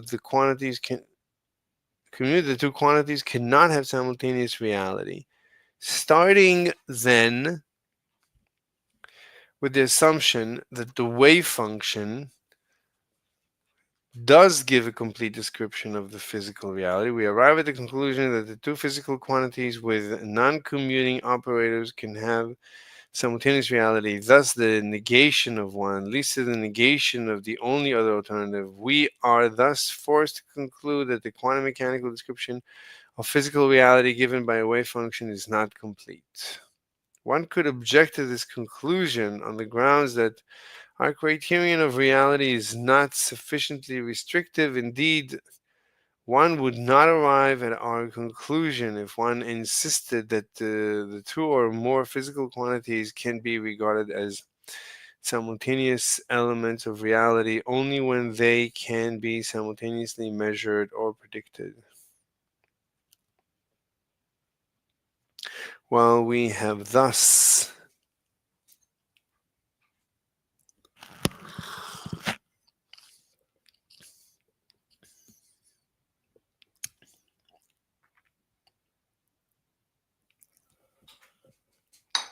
such a theory is possible. No, there is no complete theory. There is no complete system. There's no such thing. There's no complete description. Any description depends on a method of communication. And that method of communication, for example, a language, must be self-referential.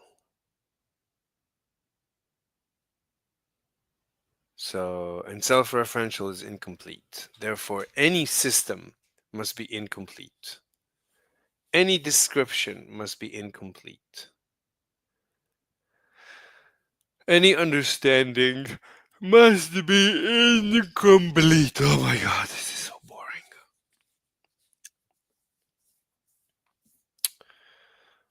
Anyway, I don't know what the EPR paper is, and I don't know what Bell's paper is, but I do know what Brian Greene is saying, and it's nothing but mistake on mistake on mistake. It's just misinformation. Nothing but piles and piles and piles of misinformation.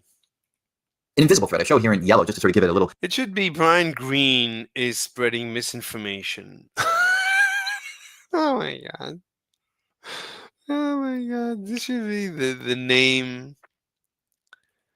Brian Greene, stop spreading misinformation. Anyway.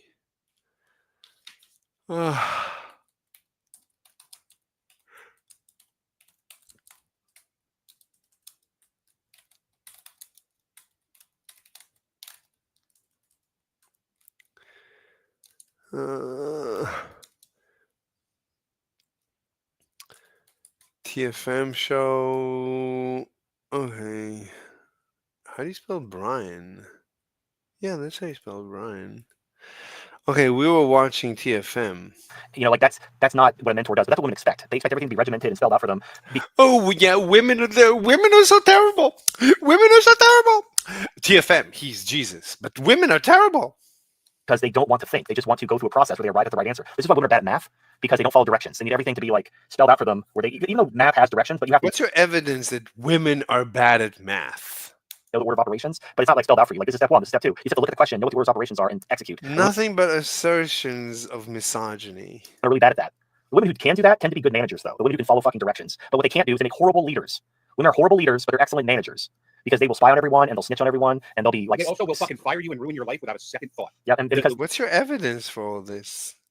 No evidence needed. It's like no data needed. Ruthlessness that they can exhibit are none. That's why women actually prefer a male boss to a female boss, because women know they can manipulate a male boss, but they can't manipulate a female boss. Anyway, so look, women are. I'm not saying women are defective or need to change. Women have always been. Yes, you are. What? in this way, and society worked swimmingly for thousands of years.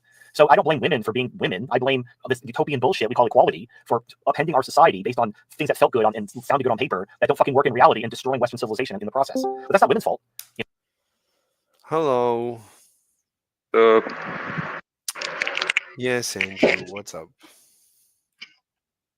I'm trying to learn my English and improve my rhetoric. This is literally our first conversation. What are you talking about? There's probably YouTube videos. Oh, there's probably apps that teach you how to talk, how to pronounce. No, they are bad. No, they are horrendously bad. So I'm not trusting them. But anyway, a bottle of water. What? Yeah, that's us. A bottle of water. What? A bottle of water. Oh, a bottle of water. A bottle. I mean, It's that's not a bottle. It's a bottle. well, depends who you're talking to. Like in Mate. no, Mate. no. Like there's British Fag. English.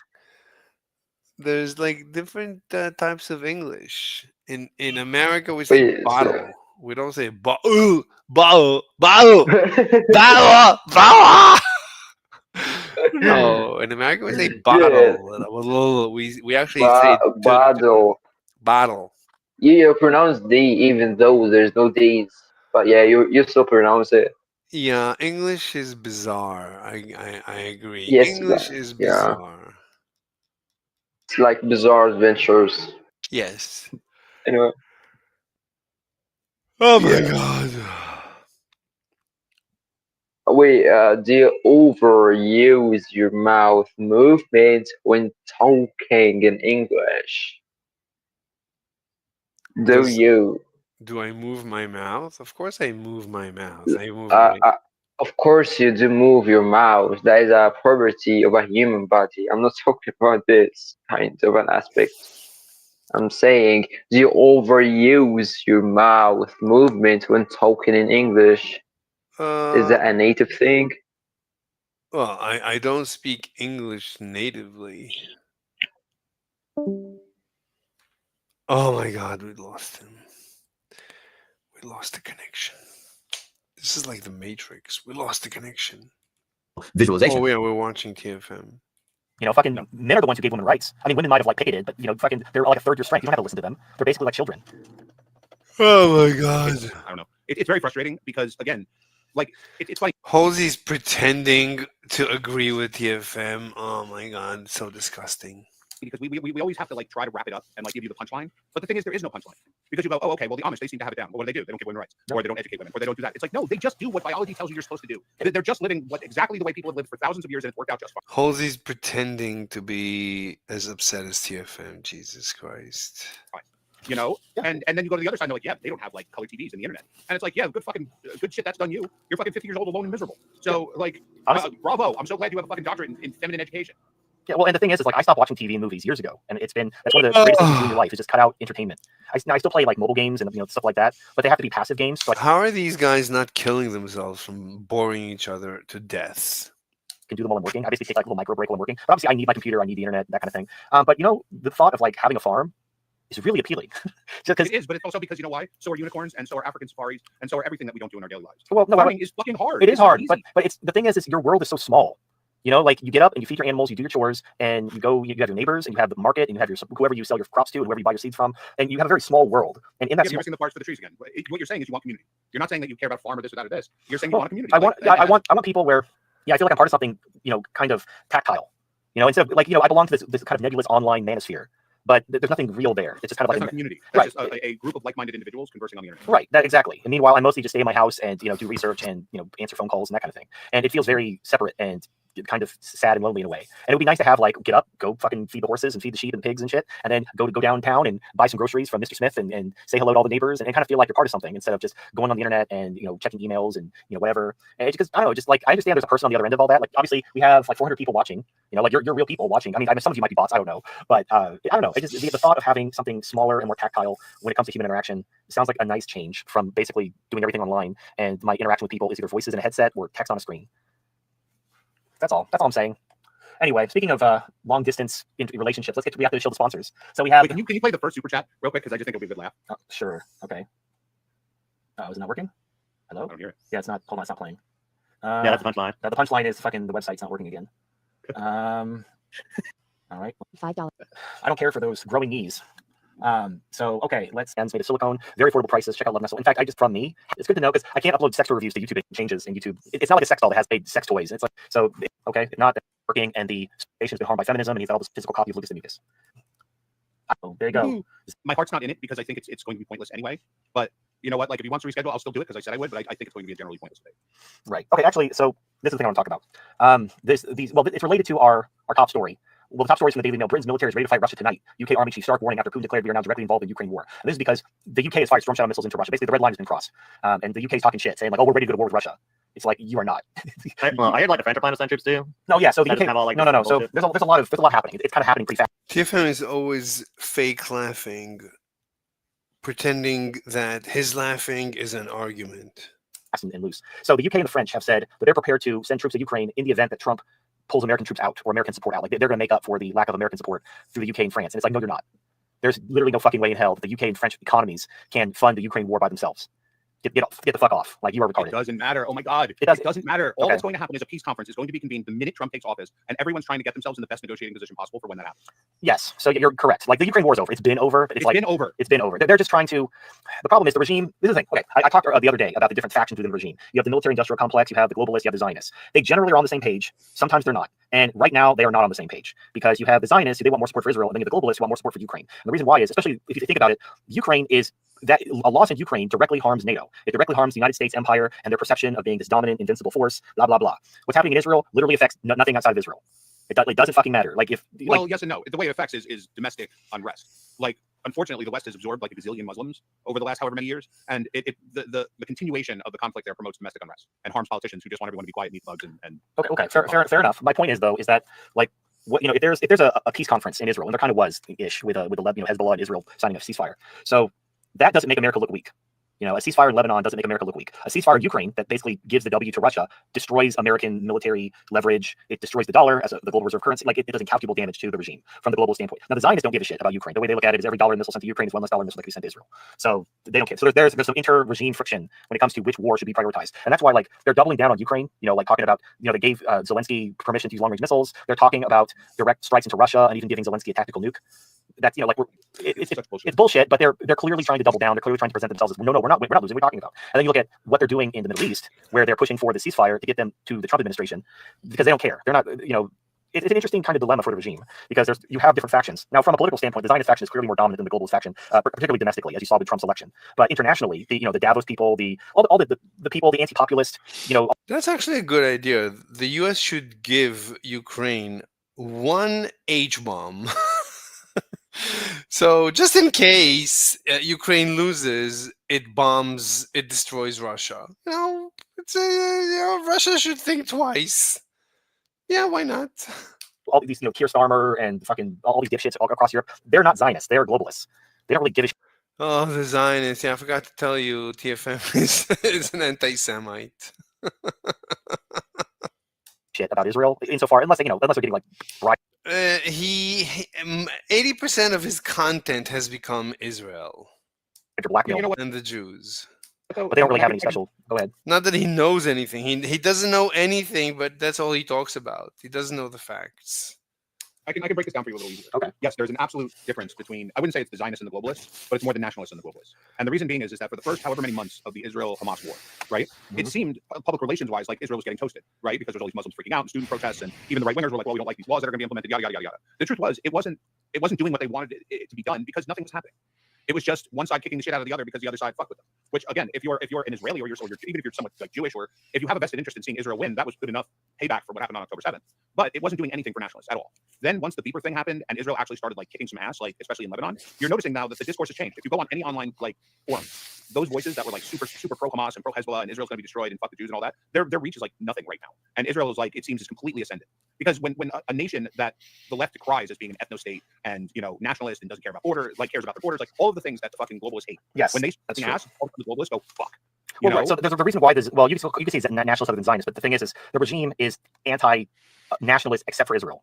So like you don't see if there was like white nationalism or American nationalism, or like the regime hates all kinds of nationalism, but they make an exception for Israel just because the billionaires who they're too influential and powerful to ignore. You'd rather have them on your side than fighting against you. So they basically just no. What you're saying, I'm not denying what you're saying. What you're saying has some validity, but the issue is that in no other country but Israel, at least in the West, is there this level of nationalism. Because I agree. No, that's the thing. Like on paper, Israel should be a model for the right.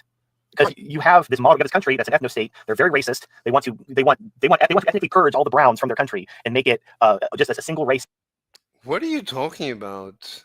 Israel is not Jews are not an ethnicity. Jews are a religion. There's different kinds of Jews from literally every place on earth. There's Jews literally of every ethnicity. There's Chinese Jews. You can convert to Judaism. It's a religion. There's nothing to do with an ethnicity. It cannot be an ethno state. State for their people. On paper, have you ever noticed too, like what you're saying? Like, have you noticed yet? And I'm sure you have, and most people just write it off. The people that seem to hate the Browns the most are the strongest advocates for the Browns when it comes to Israel. Like they'll be like, "Oh, we have to deport every illegal in America." Like, we Muslims, no more Browns, and then they're like, "Oh, look, Israel's killing Browns." Yeah, that's basically TFM. TFM. Because we were well, it's because when it comes to politics, you basically you got to go with the lesser evil, or you go with the side that's more beneficial to your side, even if, like we were talking earlier. Yeah, basically that's TFM. It's nothing to do with right and wrong. It's whatever works for his side. There's hypocrisy everywhere when it comes to politics. You can't. So there's hypocrisy. So TFM admits that he's a hypocrite. You can't be a principled politician. You can't do politics while maintaining. So TFM just admitted that he has no principles. Consistent standards. You have to basically be very mercenary and pick sides based on what's advantageous for your side, regardless of whether. Yeah, that's TFM in a nutshell. Or you flip and support the other side later. That's TFM. So using Israel as an example, on paper, Israel and the right should be best friends because they have nationalism. We want nationalism. They have closed. What are you talking about? Borders. We want closed borders. They're racist and they want to ethnically cleanse the Browns. We're racist. What are you talking about? Cleanse the Browns. What are you talking about? What's your evidence for that? TFM has zero evidence. So we want to ethnically cleanse the Browns. So why don't white nationalists and Zionists, why don't they get along? Well, they have everything in common. And the answer is because the very same Zionists who want closed borders for Israel, and they want to ethnically cleanse all the Browns from Israel, maintain Israel as a Jewish state, openly and But Judaism is a religion. Hypocritically advocate for open borders for Western countries and white genocide and white demographic replacement. No, that's where you're just wrong. The same people that are advocating for the open borders here are advocating for it just as much. No, I've seen basically in interviews, like what was it? The guy who's in charge of the Ayn Rand Institute. I can't remember his name, but he's Jewish, and he was being interviewed. He was talking about, because he's a libertarian, and he's talking about open borders and blah blah blah. But then the guy asked him about Israel. He's talking about Yaron Brook. Well, Israel's different. We got to maintain it as a Jewish state, and we can't let open borders, that would destroy the nation. And just you see. I mean, it makes sense. I mean, Israel is a religion. It's not an ethno state. It's a religious state. Example of people who advocate for open borders, but then you bring up Israel and then they completely change their tune.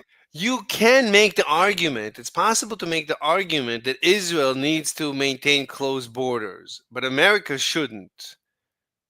And I've even heard like a principle that because America is not under an existential threat from outside, where Israel is. You could make that argument. Not that I would, but you could make that argument. That is Yaron Brook's argument. Everybody's conservative when it comes to what they care about. So when it comes and also no, you're very right about that. Well, and also because let's address the elephant in the room. Jews are 2% of the population, so they don't control the culture. Western countries are quote unquote their country, and open borders and diversity benefit all minorities, particularly if you're only 2% of the population. If you had a cultural hegemon of basically white people, Jews would have a very difficult time getting into power in an ethnic, religious kind of cultural monoculture that was basically ruled by white people, and they were very. What was that noise? Benefit all minorities, particularly if you're only 2% of the population. If you had a cultural hegemon of basically white people, Jews would have. I guess it was in my side. a very difficult time getting into power in a like an ethnic, religious kind of cultural monoculture that was basically ruled by white people, and they were as nationalistic as Israel is in their own country. So if you're a minority in someone else's country, you're going to be a default leftist because that's what benefits you to do so. But then of course, when you have your own country, you're going to be conservative because you want to maintain your people being in charge. People just want the system that allows their people to basically be in charge. That's kind of the rule of thumb for all politics. Everyone wants to be. Let me ask you a question then. Okay. Why is the same outrage not expressed as towards the Catholics, which literally are exactly what you're saying the Jews do? Oh yeah, so the Catholic charities that are like letting in all the Hispanics because they dwarf the Jewish charities, by the way. Oh yeah, well you have people calling out the Catholics for that, but then people kind of just dismiss it like, yeah, those are like bad apples, but Christ is king and all that stuff. So they're but look at the Pope. The Pope is the biggest open church on the planet. I am not going to defend the Catholic Church. If you're looking for someone to defend the Catholic Church, people that tend to criticize the Jewish influence on everything, they're all hardcore Catholics and want exactly what they claim the Jews want. Like there is no king of the Jews. It's not like Benjamin Netanyahu is like the king that everyone listens to. Like Jews are spread out in monolith all over the place, but Catholics all listen to the Pope. Like, right? No, you know what I'm saying? No, yeah. So if I were a Groiper or I were a Trad Cat, that would be a very effective. I don't fall into that banner, so I can't speak for Catholics, but I know what you're talking about because unfortunately I am relegated to like anime Nazi Twitter. So all the anime Nazis. Look at the Vatican City is its own country, a foreign country. All Catholics should have the same claim. This is the guy who has this channel as his mirror that has all his content, at least during the show, has his own channel, and he doesn't stop complaining that he's been relegated. Claim of dual loyalty because they're loyal to the Pope before I mean, listen to the misogyny and to every. I mean, this guy's Looney Tunes, yet he is on YouTube without an issue, without a glitch. And the founding father, and he doesn't stop complaining that he's been relegated. He's self-relegated. I mean, all of us, we all have to watch what we're saying. All of us. Even Trump, even Musk, we all have to watch what we're saying. We live in a society. The founding fathers held that belief. There's a reason why Catholics face discrimination and why like places like Little Italy and why all the Irish all stayed up in Boston because they faced discrimination for being Catholic because they weren't trusted. And most of America. When I first got to school in Alabama, like I thought I was ready for even though I wasn't religious, I didn't wear like a yarmulke or anything, right? Like no one could tell I was Jewish unless you asked me, right? But I was still like waiting for this like kind of like onslaught of anti-Semitism, or at the very least that people would talk about it, not realizing that I was Jewish. And anyone I told I was Jewish, they'd hug like, oh, that's awesome, whatever. Like nicest people you could ever meet. I met a Catholic priest there, and he didn't have on that white collar thing, and I asked him why, and he said I couldn't get the shit kicked out of him. Yeah, so I'm not a fan of most things. When it comes to the Catholic thing or whether the regime or whatever, I look at my situation and I'm like, who's fucking me in the ass right now? Like which ideologies and organizations? Everyone. Yes, the list is quite long. The list is quite long of gangbang at this point. Yeah, I'm basically like 2 girls 1 cup levels of being gangbanged by lots of different organizations. So I'm not defending the Catholics, and the trad calf, Christ is king shit is super cringe because like the Bible that's not a real thing. Like and the fact that you have like these trad casts are also like anti-Semitic and like super like fucking everything's the Jews' fault. Yeah, it's like like the whole like cast the beam from your own eye before you wipe the speck out of your brother's eye. It's the Catholic charities are letting in all the illegal aliens, and they're these Catholic and they are. I've seen it like because from the Catholic charities perspective, South America is full of Catholics. So they're trying to import all these base Catholics from South America into North America to keep their own churches from basically, going extinct through lack of, whatever parishionership or, people are going to church in Western countries, but they go to church in South America. So the Catholics are like just throwing open the borders and trying to let all these Catholics in because they look at them as brothers and sisters. They don't look at them as like foreigners that are going to destroy the country because all that matters is that they're Catholic. And the bigger here's kind of the overarching kind of common thread.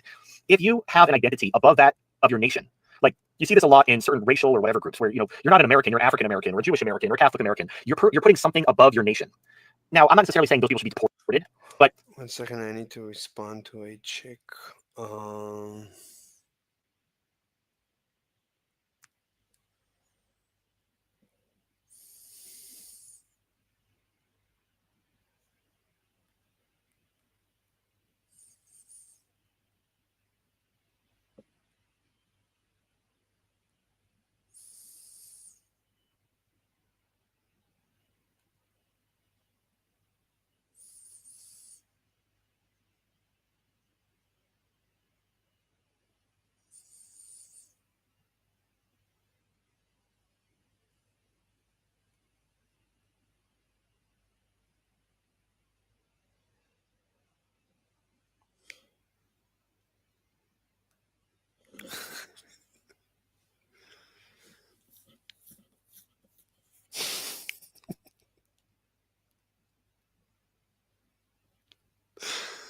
Oh my god.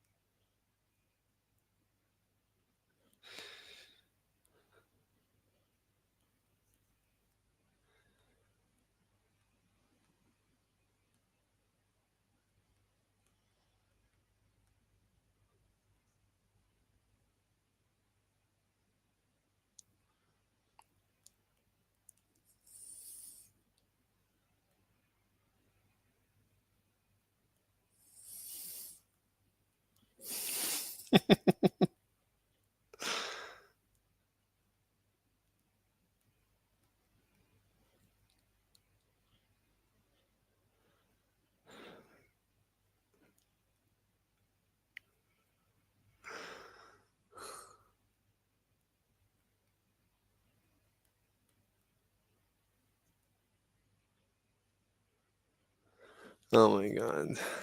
If you don't care about your nation first, that makes you a threat to the nation, because that means you're willing to undermine your nation for your whatever group you put above your nation. So if you're African American and you put black shit above your nation, then you're a threat to the United States or whatever country you live in, because you put your race above your nation. If you're a Jewish American, you put your religion before your nation, or Catholic American, you put your religion before your nation. You're a threat to the nation, because if it came down to it, if you had to choose between your nation and X, you would choose X. Now, I'm not saying that people should be deported, but they should be absolutely barred from any employment in the government. They should have no political power. They should be barred from influencing elections. Like you could vote, but it should be known that you are a threat to this country. I mean, at that point, you should just keep them out of the country, because the government's always going to reflect its population.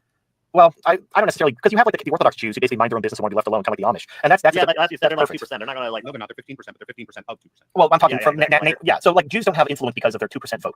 They have influence because of all the Jewish billionaires who rub elbows in like the highest echelons of power and the bribery and blackmail that happens in the elite circles and that kind of shit. But yeah, but like at the same time, like we're not going to have like a grand synagogue of the United States. Right. So if you look, one of the arguments for the monarchists and for the people who advocate for fascism and that kind of shit and ethno state is, even if you have a totalitarian government where you have a king or an emperor or whatever the fuck who rules over with an iron fist, if he's at least the same group as you, he's not gonna do what's in the interest of quote unquote your tribe, even if there's no political equality, even if you're essentially a serf. At least your tribe benefits overall because your leader is of your tribe. When you have an outside tribe ruling over you, they can give less of a shit about you. They might want to kill you or just weaken you. They might look at you as a threat. And so now I look at China, look at the plight of the average Chinese citizen. It's not necessarily like, oh wow, at least our dictator is the same race as me. Everything's great. It still sucks living under a dictatorship. But that's the argument, that a monarch or a dictator would at least care about the plight of his people, even if he didn't give them equal rights or anything. So my point is, when you have groups that they don't see themselves as the same nation, they look at themselves as like, okay, so I'm an American citizen, but I'm first and foremost X, Y, or Z, and they're going to put the You know what? America's always been like that. No, it has no. It It's has always been Irish American, Italian American, British American, German American, African American. That's not true. So German and British Americans were just Americans. The Irish and Italian Americans did self-segregate because they were Catholic. TFM is the most anti-American. He hates America. He says when people tell him thank you for being in the army, that he was in the army, whatever, he says, don't thank me. I hate it that I served that I served to protect America, because America is basically the devil. So he's now complaining that Jews are primarily Jewish and not American. The guy who is literally anti-American.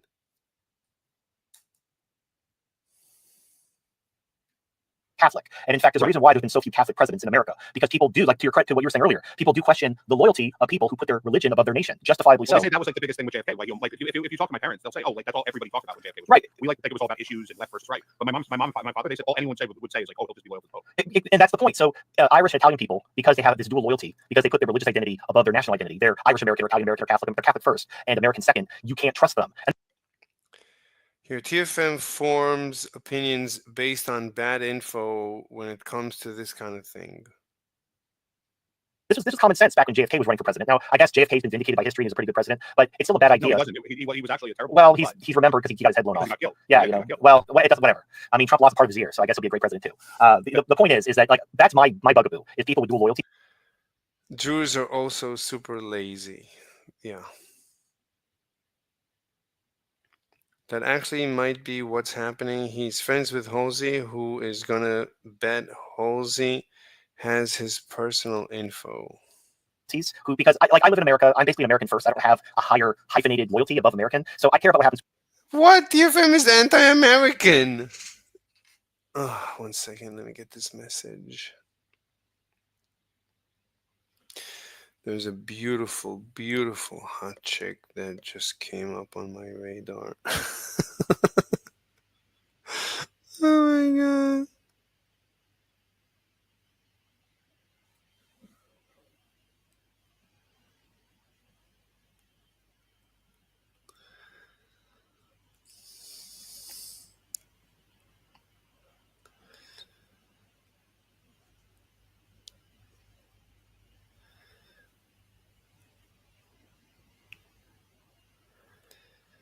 One second.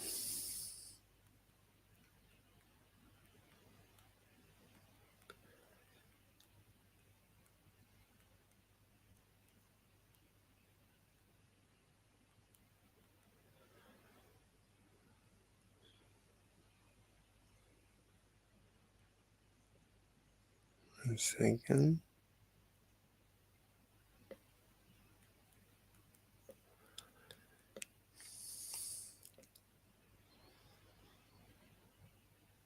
Hmm.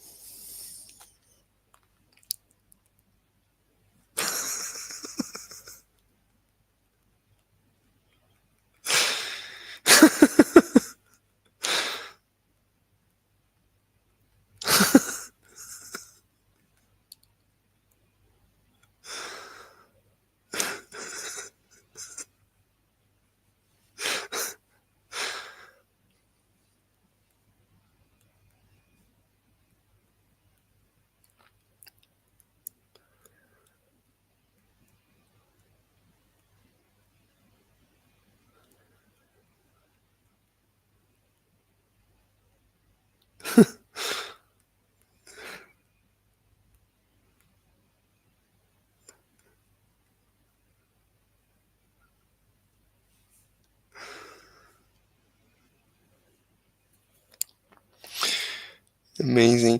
Just texting with women on apps is such a is it's so much fun. And this idiot TFM, he doesn't stop crying. Oh, women, women are only good for sex. Yeah, like just joking around with a chick. You don't enjoy that? Well, what are you? This guy is such an idiot. What a into America. what a loser. What an absolute loser. View myself as an American first, but if you view yourself as a Black American, He's an American first. He's an American. You're a Russian first. You support Putin. You don't support America. You hate America.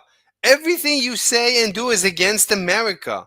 You keep saying how weak America is and how it's hopeless and it's dying and it's decaying and Russia is great and China is great and everybody else is great and America is just the worst thing since ever. or Catholic American or Jewish American, then that's a threat to the nation because it means if the interests of one and the other Oh my God, that's a threat to the nation. If I define myself as Jewish American, that's a threat to the nation. Oh my God. are at odds, you're going to side with your primary loyalty. You saw this with Primary law. So if I'm an African American, I'm endangering America because I'm an African American. Oh my God. people are giving Ben Shapiro What a loser. shit because he's like a giant Zionist, and he just admitted that like if it came down to it, he put Israel first, or he put whatever first before America. You know what though? No, and I hate having to stand up for him because I can't stand him. But every now and then he talks good shit when he just goes straight on conservative. But people ask me that all the time. It's nothing to do with the country. Your loyalty is with, it depends on your personal priorities. Your priorities might be this country, they might not be. It's up to you. I mean, TFM, your priorities are by far anti-American. You're just an anti-American. Your priority is to destroy this country. And I always say the same thing every time, and people hate the answer. At least Ben Shapiro says, well, my priority is Israel first, America second. TFM says destroy America first before anything. First, destroy it. Came down to that decision, right? It means that things are so bad here, I have to make the decision. And at that point, I don't think I would be like, oh, well, I'll just be American, because obviously things are so bad for Jews here. Well, I have a decision to make. I'll give you an example. So there was a Jewish spy who sold. This was during the Cold War. He sold secrets to Israel, who then used. His name is Jonathan Pollard. Well, Israel then gave those secrets to the USSR in exchange for like Jewish people who were being imprisoned in the Soviet Union to be allowed to. Okay. That never happened. What? That is not. What is he talking about? That never happened. Who sold? This was during the Cold War. He sold secrets to Israel, who then used. His name is Jonathan Pollard. Well, Israel then gave those secrets to the USSR in exchange for. No, I don't think Israel used anything that Pollard. Maybe he gave information about Arabs to Israel. Why would Israel? This is a complete lie. TFM spreads lies, just disinformation.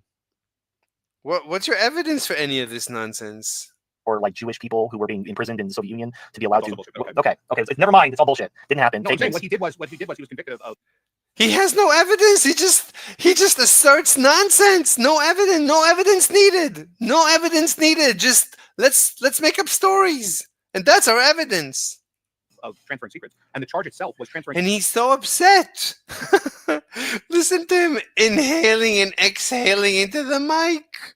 Secrets to an ally, because the information he gave them was information they were entitled to by treaty in the first place. The DOD had just said, no, don't give it to them, and he didn't listen. And I always say he should have died in prison, because I have no problem with that. It doesn't matter whether he decided personally that it was the right thing to do. Fuck you. You know what I'm saying? Like, if you work for the DOD and have security clearance, you listen to the DOD. You know, Yeah, it's but like at the the same same time, like bullshit this whole like, oh my god, he got millions of people killed, and Russia became Russia because of him. Like, that's all bullshit. Well, no, that's not. I'm not saying that. But what I've read is the stuff that the Soviet Union got from Israel after the secrets were shared was basically that harmed America, and the guy who did it, he didn't see the problem. No, none of this information got anywhere and didn't harm anything. It was like insignificant information as far as I remember. I don't even remember what was it. Who remembers? This never had any impact on anything.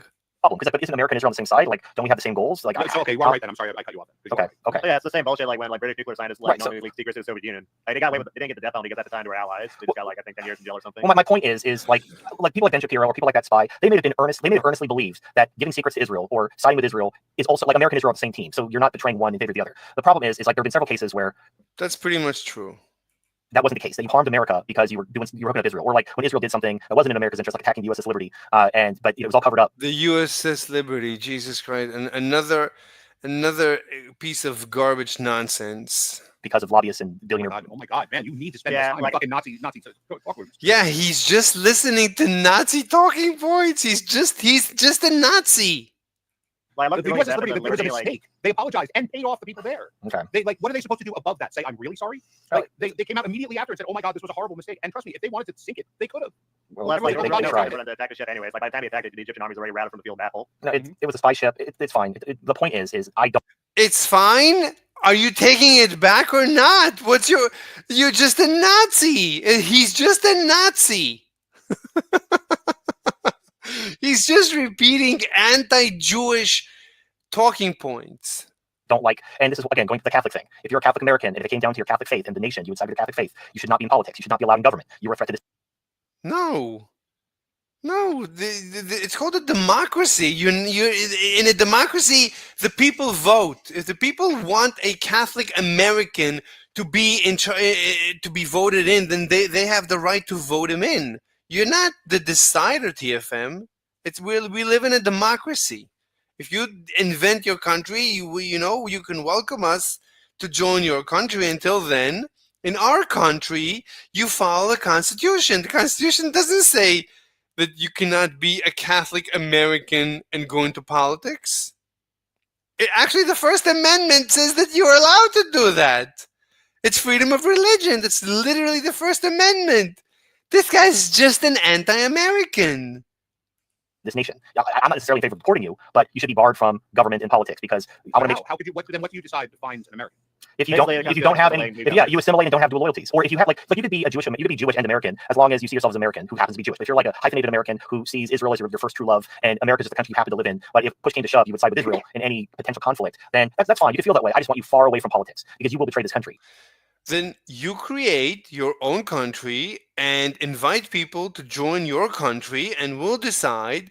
Maybe we want to join you. So, some people might like it. I don't know. I'll have to think about it. But until then, that's not America. In America, we have the First Amendment. We have freedom of religion. We can be an African American, African first, American second.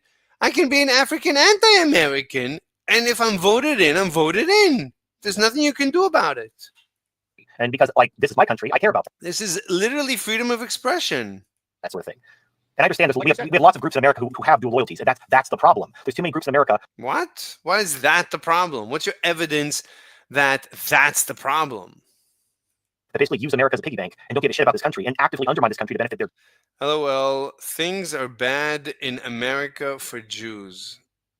I don't know why he says that. Group, and that's the problem. Those people should be. I'll make the example personal because you know this. Everyone knows this. I'm an Israeli citizen. I lived there for 11 years. Right? Don't get me wrong. I'm not going anywhere near politics, nor would I have any desire to go anywhere near politics. But at the same time, I wouldn't you can't question my family's fucking background in this country. We were here before it even was America. All my fucking father's family are war heroes. You know what I'm saying? Like it's the service that my. Jesus Christ. So but according to TFM, Halsey doesn't have the right to go into politics. even though Halsey's ancestors are war heroes. TFM, he's going to decide. He's the decider. False, dual loyalty, equivocation by Halsey, many cases of Jewish treachery, Catholics, not so much. family is also given to this country are fucking unbelievable. But at the same time, as I keep saying, if the question is being asked, The only treason by a Jew, I mean, there was that put Israel first is the Jonathan Pollard case. That's the only case, if you have one. And the other cases of Jews that betrayed America, they didn't put Israel first. They were just anti-American. They were just communists. who would you side with in the advent of a conflict? If I had to make that decision, it meant that it was being made for me in the first place. Well, you were saying, because your family had to flee Germany during the Night of Broken Glass. That was my mom's family. Yeah. Okay, so your mom's family, like I guess your grandfather on your mom's side, he won like a medal in World War I. He was like a war hero. Germany, yeah. Yeah, so he was a German war hero in World War I, and then because he was Jewish, his family was driven from the country during the rise of Hitler.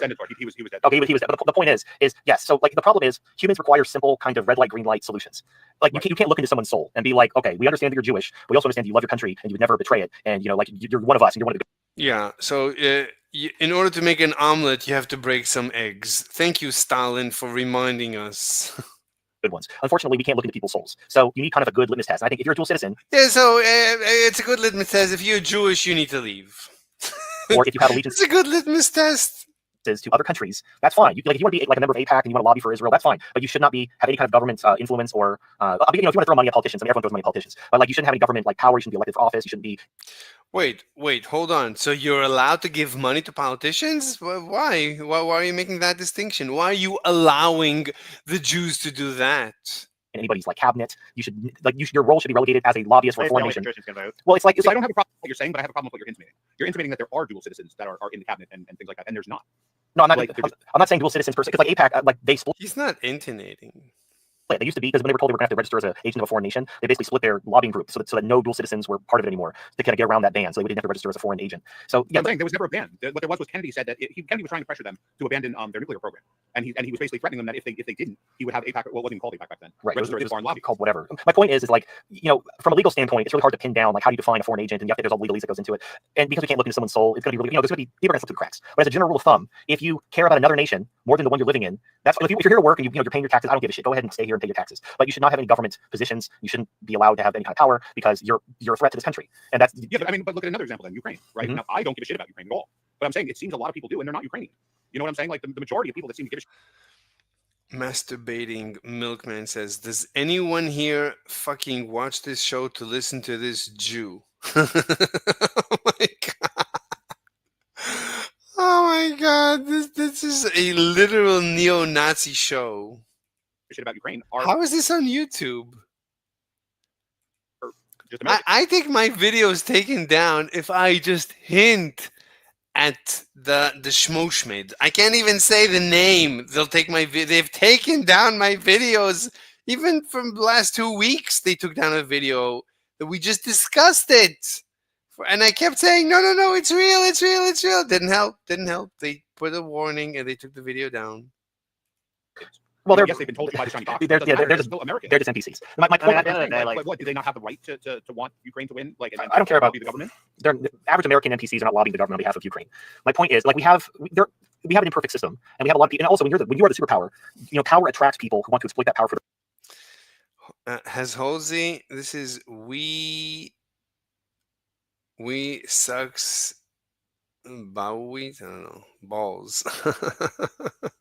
Wef sucks balls. Has Halsey tasted the baby foreskin during his time in the chosen land?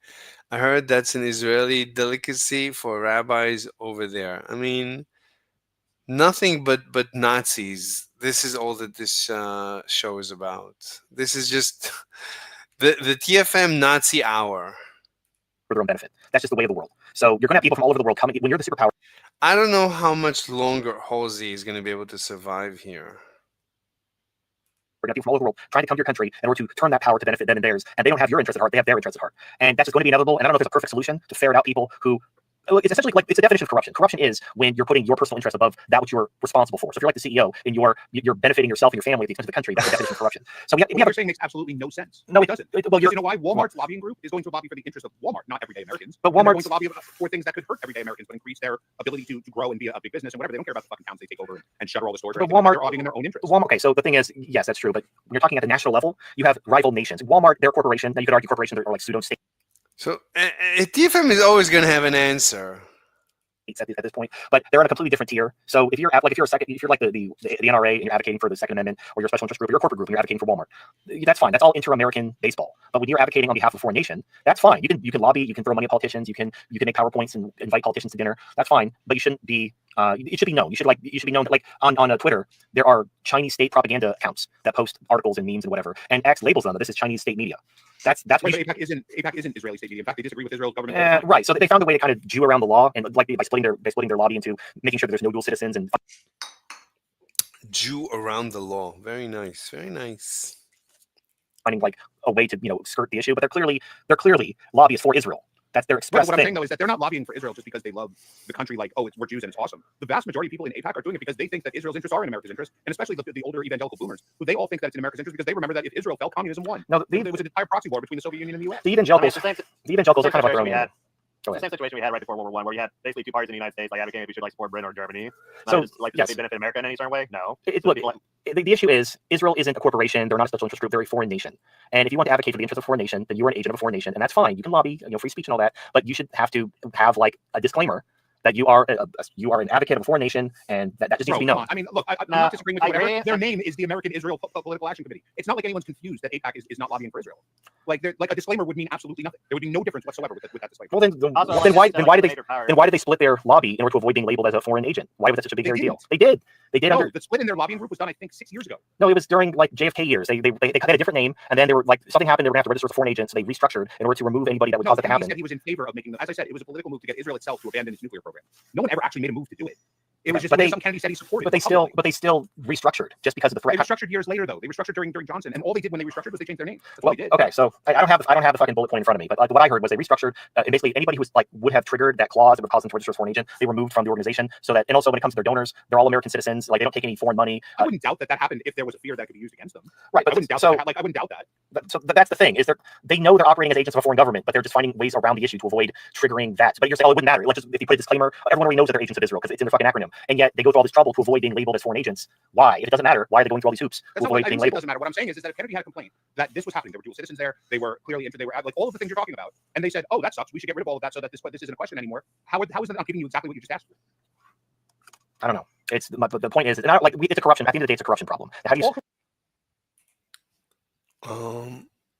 Gnostic Judas, there is a question on my lips. I must ask you that I must.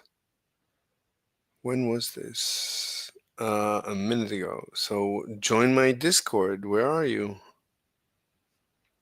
Come to the Discord and ask me anything you want.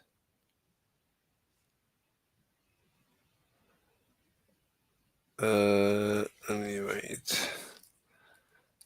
Join the Discord. Or I can give you a link. You can join this too.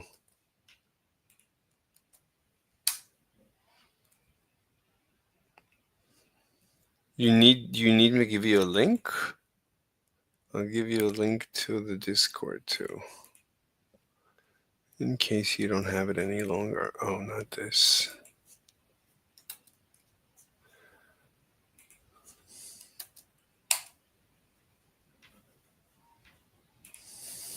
Corruption. All lobbying is corruption because we cannot expect 435 congressmen, 100 senators, and one president to hear both sides of the issue from going on Google. It's impossible. And like you could see, and just with me yesterday, or not yesterday, like 2 days ago, I got a dozen fucking messages about some stuff that you had said on Saturday night. And I said, to myself, I'm going to write him an email and I'll put in my sources just so he has both sides of the information. If I hadn't done that, you would have never seen it. You would have never known it. Right. No, you're lobbying you to get to my point. No, no one's giving you the information if you're not asking, if you don't have it. Right. And what he's talking about, for those of you who are paying attention, is so the stuff like what Hamas did or didn't do on October 7th and the rapes that happened.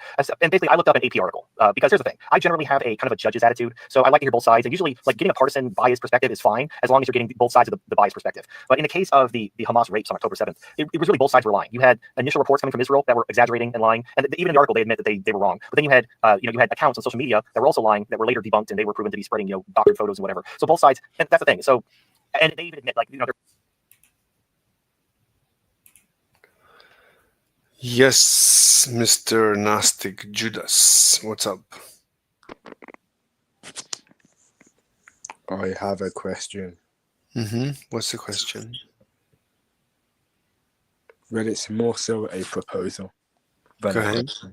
question. It might not be. You might not be able to stream this question, bro. Oh. So you want to DM this to me on Discord? I don't have Discord. So you want to DM? Then let me stop the stream. No, you can stream, but You it's said it's on. possible that it might not be streamable. So use code words. Don't use actual words. Oh, good idea. Like use instead of Jews, say the J, and instead of Nazis, say N. Whatever. I'll figure it out. So, I am interested in initiating you into our cult, but you need to do something first. Why would I want to join a cult? So you can experience divine pleasure. I'm not gay, in case you forgot.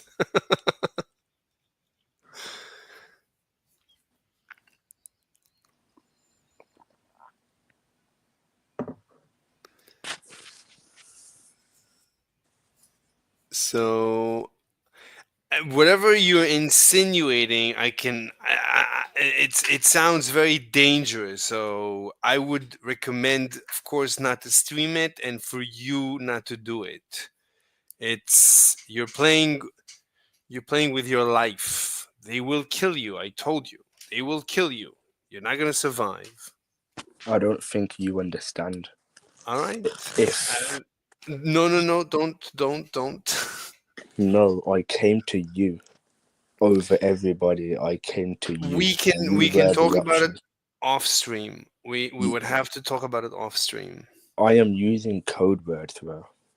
It's too dangerous. People will figure it out and they'll come I after you. promise you they will not. You cannot promise. You don't have the ability to promise. You cannot. There's no such thing as a promise. You don't know the future, and it's too dangerous. So, look, it's too dangerous. It's too dangerous. I don't want to. I don't want to talk about anything that could end my life or If hurt my life. you won't participate, I have no other choice but to I'm not. advertise my scheme. I'm not. No, you're gonna. I'm gonna. If you say something crazy, I'll have to take the stream offline. It's a lot of work. Why would you do that? You're just gonna destroy the stream. You don't trust me that I will No, hold there's my nothing to do with trust. I mean, like the purpose of the stream is to have philosophical discussions, not to advertise a cult of pleasure. That's if you wanna create a cult of pleasure, we could talk about it offline, and even then, I would be very you'd have to be very careful because people are crazy. So I just want somebody to talk to. we can talk about anything, but not about a cult of pleasure right now. That cannot be on the stream. What's so bad about a cult of pleasure when these Because are code words? no. Nobody wants to talk to me. I want to talk to you, but not about that. Not I'm about. so lonely. You're always welcome. But you took yourself off of Discord. Why did you do that? Because I don't like the people. I need to divorce myself from people. So I removed all social media. No, that was the purpose of my server, to stay away from those people. But On my server, everybody hates me in your server. fine, then I'll but I don't hate you. We can have our own private conversations. And what's her name? She doesn't show up anymore. Who? So- And she misunderstood you. She thought that you're anti-Christian. Who? That girl, I don't remember her name. I don't know who you were talking about. The girl that said that she hates you and she wanted me to take you off and stuff. And Amber. no, the other one. There was another one. Oh, I had nobody likes me. Welcome to Discord. On Discord, everyone is very mean to everyone on Discord. It's difficult to have a good day on Discord. Most days on Discord are terrible. Discord is a What's better than having a communion of like-minded people who want to exercise their power for the greater good? Well, regardless, you can always come to me and to my server, and if on my server people don't like you, then we can then come to me. Like me and you, I enjoy talking to you. Even when we have debates, I appreciate the debates. Even when we disagree, I appreciate a disagreement. I wanted to hear your perspective and your... Not about a cult of pleasure on live stream. That I cannot do. What urged you about a cult of pleasure? Nothing urges me. It's just that not on live stream. I don't have a problem discussing I'm trying to any. help people. That's fine, but it's too dangerous. You can't help people. You live in the 21st century. Society, civilization is basically coming to an end. This is not the time to help anyone. They will kill you. This is welcome to Plato's cage, to the power of Plato's cage. What's so bad about being killed? Well, if you want to end it, you can end it. I don't want to end it. I want to prolong it. Is that what you want? I want to live. I enjoy my life. I have a good life. I have a very nice life. Very nice, comfy life, full of very beautiful women and everything I can ever want. What is the next step then? What do you want to do? Well, right now I want to write a paper debunking Bell's theorem. I want to go through everyone who ever presented Bell's theorem and debunk them. Just know that of all people, I came to you. I appreciate that. That's very nice of you. Is that all? That I really appreciate that. But you should not leave. You should stay on the server. You should come back to Discord. You should make it a habit. What have you been saying about me? What have I been saying about you? Nothing. Tell me the gossip.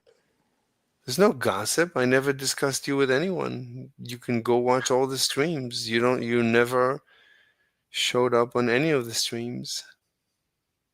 You never came up as a topic. I usually don't discuss people. I usually discuss, physics or stuff. I don't enjoy discussing people.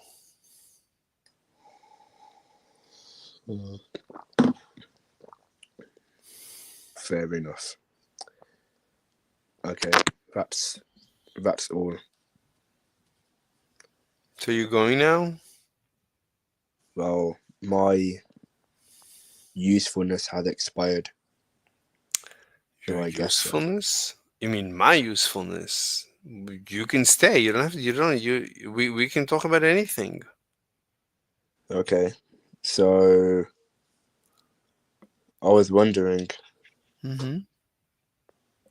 No, how... not about that. Not about cults of pleasure. I was thinking how, since all we do is hallucinate reality. So light enters our eyeballs into our brain, and there's an image which forms, and That's that's how not. you get vision. No, that's not how you get vision. Vision ends at the eye. It doesn't go to the brain. The brain is very, very little of the vision goes to the brain. The vision, what you see right now stays in the eyes. It doesn't go into the brain. It can't. There's no way for what you're seeing to go into the brain. Can you describe the process of vision? Vision happens in the eyes. How does it work from the light to the eye? What I mean, happens? there's videos. You can watch the videos, and in the videos, you can see that the entire richness of the vision never goes into the brain. It cannot. The bandwidth is not enough. What neurons don't fire off, which causes sight? No, very few neurons fire off that causes sight. What the brain sees is the patterns, not the visual field. The visual field itself stays in the eyes. What you see is with your eyes, not with your brain. I Now don't understand anything you said. the eyes are the brain. So when you study when you study the development of the embryo, when you study the neurological development of the embryo, so the eyes are so the way the embryo forms is that a piece of the brain leaves the brain and becomes the eyes. The eyes are they are the brain. The eyes are a brain. It's like people think that you only have one brain. You don't have one brain. The human brain, the way it works, there's not one brain. There's many brains inside the skull. They all happen to be in the same skull. But there's also brains spread all over your body. There's little brains on your spinal cord too. Are you speaking literally or figuratively? No, literally. This is literal. Right, so when you go to the doctor and he taps your knee and your knee jerks, so that's because there is a tiny brain on your spinal cord that jerks your knee. Well, this is so. What's so impressive about an octopus having 9 brains? Then, if we have like so many brains connected to each nerve, like you're suggesting. Yeah, it's very similar. That's exactly where I got this notion from. When I studied octopus brains, I realized that there's nothing special about our brain. Our brain and the octopus brain are similar in that we have multiple brains. At least you can say we have 2 brains, right? The left hemisphere and the right hemisphere are barely connected. I was inclined to think the reason why we sense and stuff is synapses fire off and shoot into the brain. That's yeah, I mean, sure, yeah, you could say that. Isn't that a lot simpler than saying that we have like trillions, thousands of brains where all of the nerves are? I mean, you can see I mean, there's right. The brain is a logic circuit, right? The brain is composed of many logical circuits. You could say that. I don't know what that means. Logical circuit. What's the logic? What?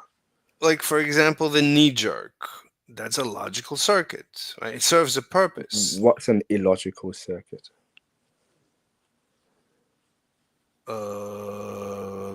I'm not saying that there is an illogical circuit. So But let's I'm get giving. let's get rid of the logical and just say circuit. I mean, but it's not a random circuit. Like you could have What does you mean by random? random. What do I mean by random? Exactly what the dictionary says. Like you could have an illogical circuit or an illogical or a random circuit, or you could have a logical circuit. There's different types of circuits. The brain has logical circuits. The circuits Right. of the so for example, Sorry, I need to just clarify. mhm. We're talking about logical circuits and how they aren't random. You're saying the brain has so many logical circuits, which just means they aren't random. Would you not say though that the brain is responsible for things we do in our body, which which we do not consciously decide? Look, if you want to remove the word logical, we can remove it. If you just want to put a circuit, that's fine. But Well, that was a yes or no question. no, I don't want to. I'd rather not get into this discussion. I'm gonna run off. About the vision. As far as I know, the vision takes place in the eyes. Your experience of seeing never leaves the eyes, as far as I know. I wasn't talking about that. I was talking about the process of how we get to see things in the first place. Our brain and our eyes work in tandem. Like, are you suggesting that the brain has nothing to do with the seeing process? The brain has a lot to do with parsing the vision, the visual experience. What do you mean? The brain extracts patterns in the visual field. What does that mean? If you see a white wall or a black wall, so you could say that the analysis that there is a wall that takes place in the brain. Mm-hmm. That's not in the eyes. In the eyes are like a video camera. That's where the visual experience takes place. But any analysis, I mean, some of the analysis already takes place in the eyes, but the advanced analysis is in the brain. Like, is it a wall? Can you describe the how the brain is relevant again?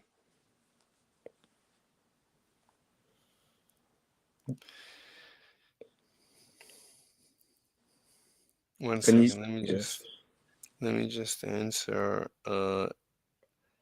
Beautiful, cute girl. Well, you could have boosted your capability of beautiful girls if you accepted my inquisition. Well, off stream we can do that. Okay.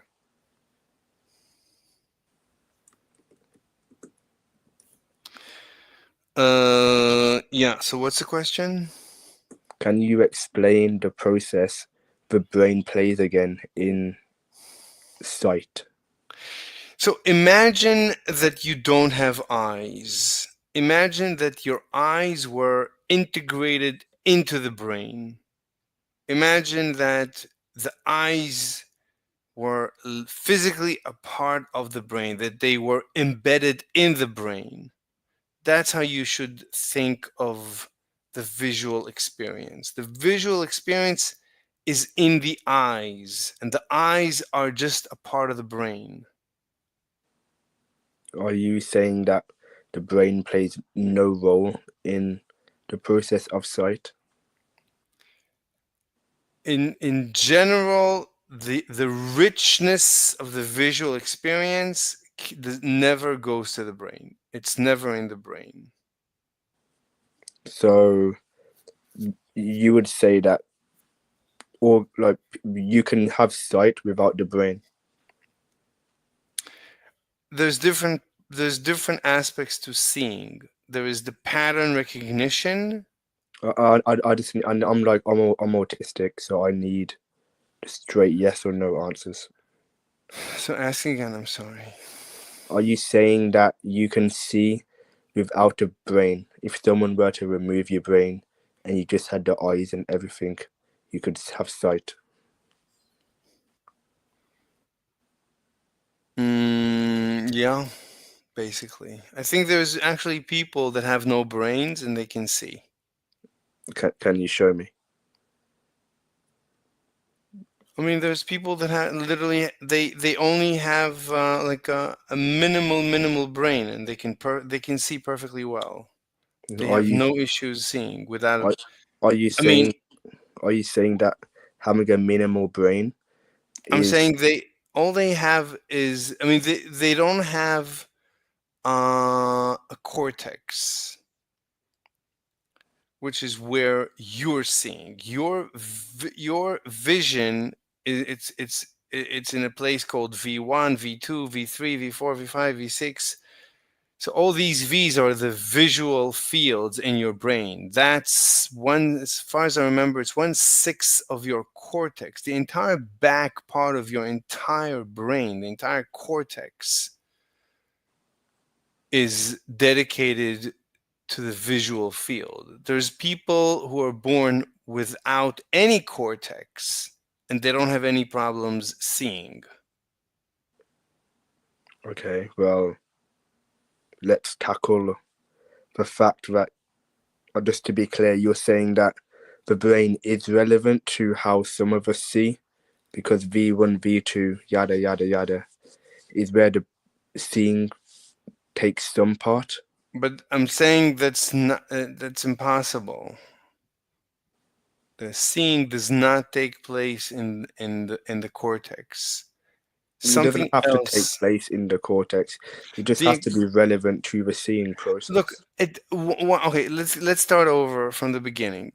What's the question? Because everything I'm saying is very speculative, and actually, it's not even important. So I don't want to waste your time, because everything I'm saying, it's it's based on very little evidence. We know very little about the brain. Okay, do you want to talk about God? Sure. Does God exist? No. What does God mean? If you define God as the creator of the universe, then we cannot know anything about this God, because we cannot conceptualize the beginning of the universe. So we cannot have anything to say about the existence of a creator, because we cannot conceptualize the creation. So to claim to have any knowledge of a creator is exactly like any other lie. It falls under that category called lying. When you say, what do you mean by we? We, me. I mean me. Okay. So you aren't actually saying God does not exist. You're saying you just do not believe God exists. I'm saying, as far as I know, anyone who says God exists is lying. Because you cannot conceive that he does exist. I cannot conceptualize the creation. Therefore, I cannot conceptualize a creator. But you would need to tell us what is meant by universe for us to understand why it's inconceivable to you. What is the universe? Everything. That doesn't tell me anything. Everything? Everything. Uh-huh. But whatever you want. I mean, What's everything? the entire experience of everything. The universe is everything. Everything there is. Okay, so of the stuff which aren't, Hmm? so that which isn't is outside the universe. Yes or no? Well, there is nothing outside the universe by definition. Okay, why can't that the That's stuff just which the it's a stuff which definition. reside in nothing create the universe? Look, it's a definition. There is nothing outside the universe by definition. Okay, why can't that create the universe then? But there's nothing outside the universe. Yeah, so why can't nothing create the universe? Look. When it comes to the universe, I cannot understand what is outside. If there is such a thing as outside the universe, before the universe, after the universe, I cannot conceptualize it. And that's another reason why, I mean, since God seems to, I mean, we could define God as outside the universe, before and after the universe. These are things that I cannot conceptualize. As far as I know, no one can. So, as far as I'm concerned, anyone who claims to What do you mean by conceptualize? imagine. I cannot Uh, imagine the outside of this universe. why are you using imagination as your ground for what is possible? I don't have anything else. What do you want me to do? I'm trying to extend my analysis to the maximum. So I have to resort to my imagination. I certainly I cannot I can barely get out of my chair. You want me to right now get out of the universe. I don't know how to do that. I can use my imagination, and when I use my imagination, still I can't leave this universe. Even in my imagination, I can't leave this universe. Try as I might. Is your imagination infallible? No, but that's all I have. I'm trying to understand the outside of this universe, and I can't. And you're telling me, well, that's God. All right, then I don't understand God, which is fine. But to claim that I believe in something that I don't understand, that's called lying, as far as I care. Okay, That's but like that's like saying what that's if? like saying Yeah, but go ahead. Mhm. your strategy to disprove No, all it's not strategy. I'm not strategizing. I don't have a position. I'm analyzing. There's no strategy. your way of analysis Hmm. uses imagination, and this is Hmm. why you can't understand God. No, Uh, I'm not saying no. I wouldn't. I wouldn't present it that way. All I have is my brain. All I have is my thinking. Part of my thinking is my imagination. That's all. These are the only tools I have in my analytical arsenal. So when I'm trying to analyze, is there an outside to this universe?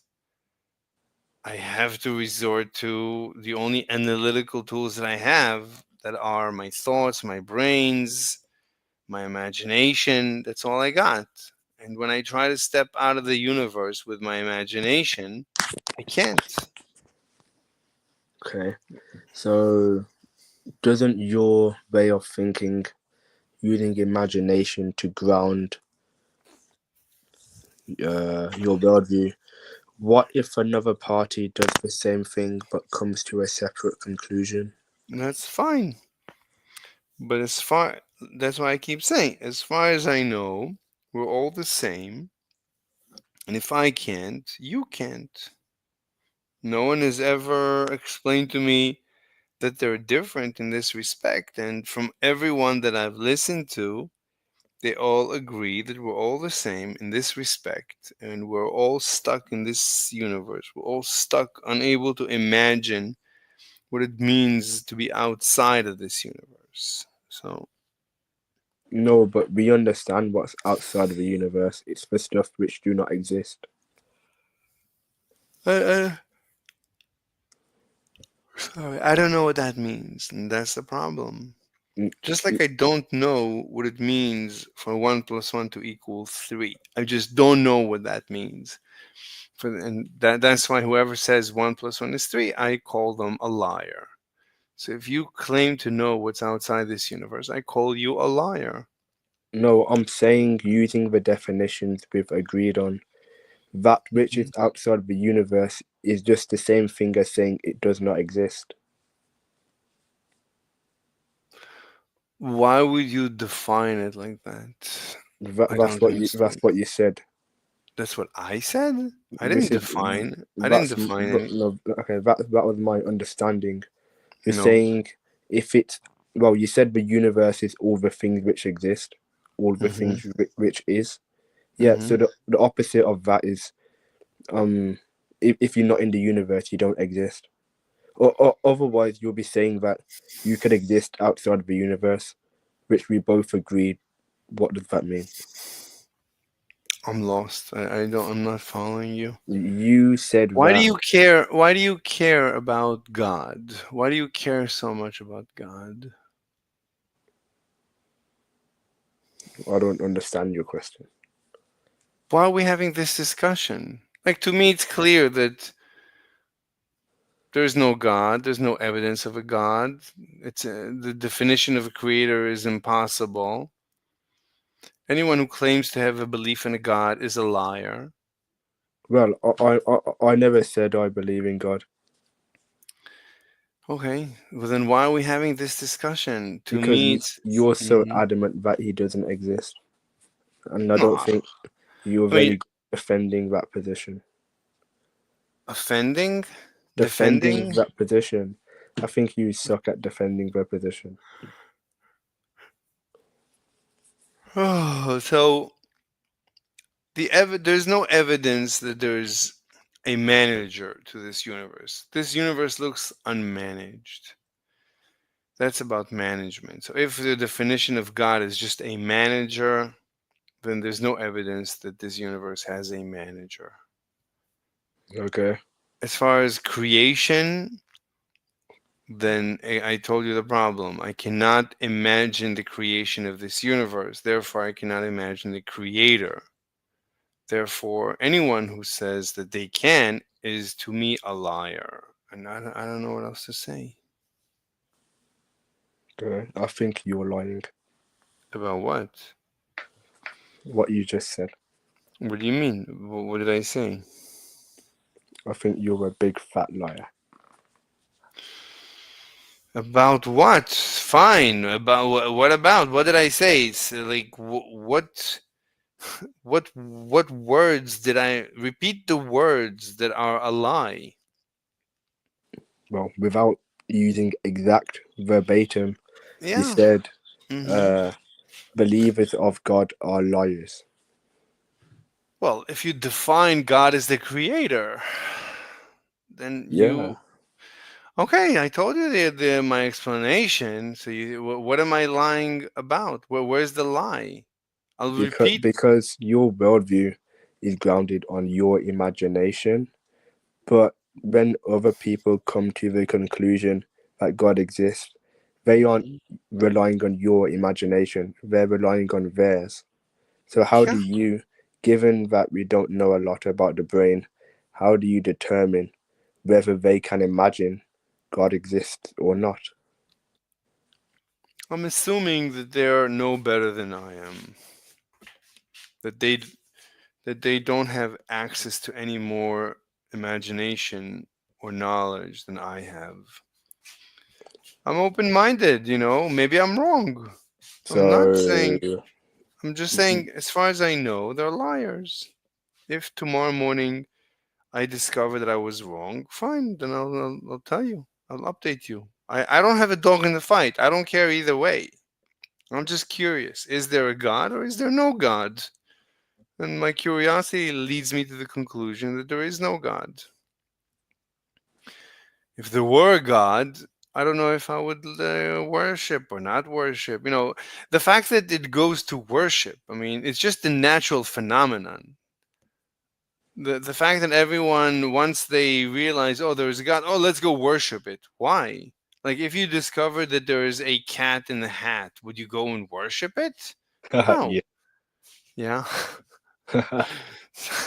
You wouldn't worship it. Like, if you discovered that my chair has 7 wheels, would you worship it? No. Why would you, if you discovered some truth about the universe, why would you worship that truth? Let's say there is a creator to the universe. Why would you worship this creator? Why would you care about this creator any more than you would care about any pebble in this universe? That's weird. I think the explanation is pretty self-explanatory. Right. It has to do with psychology. It has to do with childish, fairy tales. It's that the God has nothing to do with truth. It has to do with the fact that people need God and they need Why to believe. why use the term childish though? Because it's childish to succumb to your needs. You need your mommy to protect you. It's a need. That's what it sounds like to me. When I talk to people who are religious zealots who believe in God, they are very emotional. They always stampede out of the room. They always get upset. They're obsessive. It's emotional. It's an emotional dysfunction. It's not an intellectual pursuit. Well, humans are not rational. Maybe that's an explanation. No, no, it's actually very rational. But rationality means when you're hungry, you eat. That's rationality, and rationality means you obey your childish needs. It's rational. It's completely within the framework of the rationality assumption. It's actually very rational. Humans have a need for a god. It's fine. Yeah. Without religion, society would fall, right?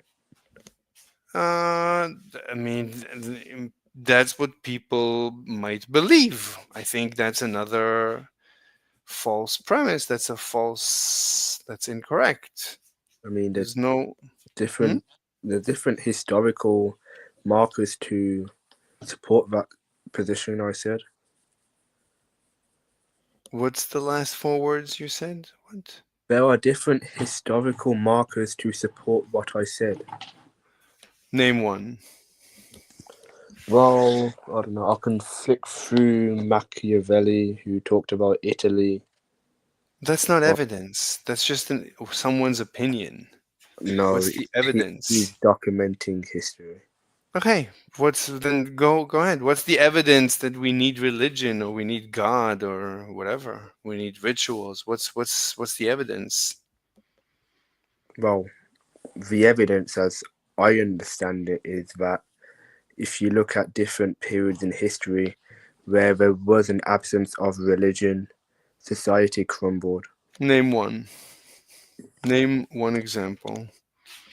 Okay. Just give me 2 seconds. Mm-hmm. It's just Italy. That's what Machiavelli said. Italy. Mm-hmm. Yeah, ancient Italy in antiquity. Mm-hmm. Yeah, that's the example. What do you mean? Well, go ahead. I mean, what's the data? Show me the data, the research, the correlations, the causation. Show me. We go through a scientific analysis, reproduce it, run tests, prove it to me. You have a thesis, you have a theory, present it, and prove it. Until then, it's nonsense. I don't It's just an understand a assertion. single word you said. You have a theory that What's religion. what's the theory?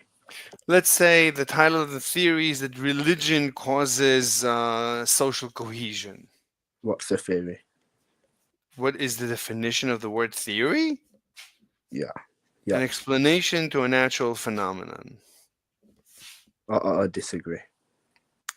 With the definition of a theory? Yeah, All right. What's your definition of a theory? I disagree because using the word natural, that's just too confusing. All right. You can remove the word natural if you want. It's not critical. Okay, so now we're left with an Phenomenon. explanation for a phenomenon. Phenomenon, yeah. Yeah, isn't that controversial? What phenomenon is? Wait, the word phenomenon is controversial? Yeah, All right. Look, it doesn't matter. It's really not critical. So, as far as I know, I think we've been through this discussion. yeah. If you want a successful society, if you want, uh, I mean, the periods of success and examples of success have been studied, and there's a field of science that studies just that. And that field of science is called economics. And when you study economics, the only parameter that is important for the success of a society is economic freedom, not religion and not anything else. If anything, poverty is correlated with religion. Economic freedom is religion.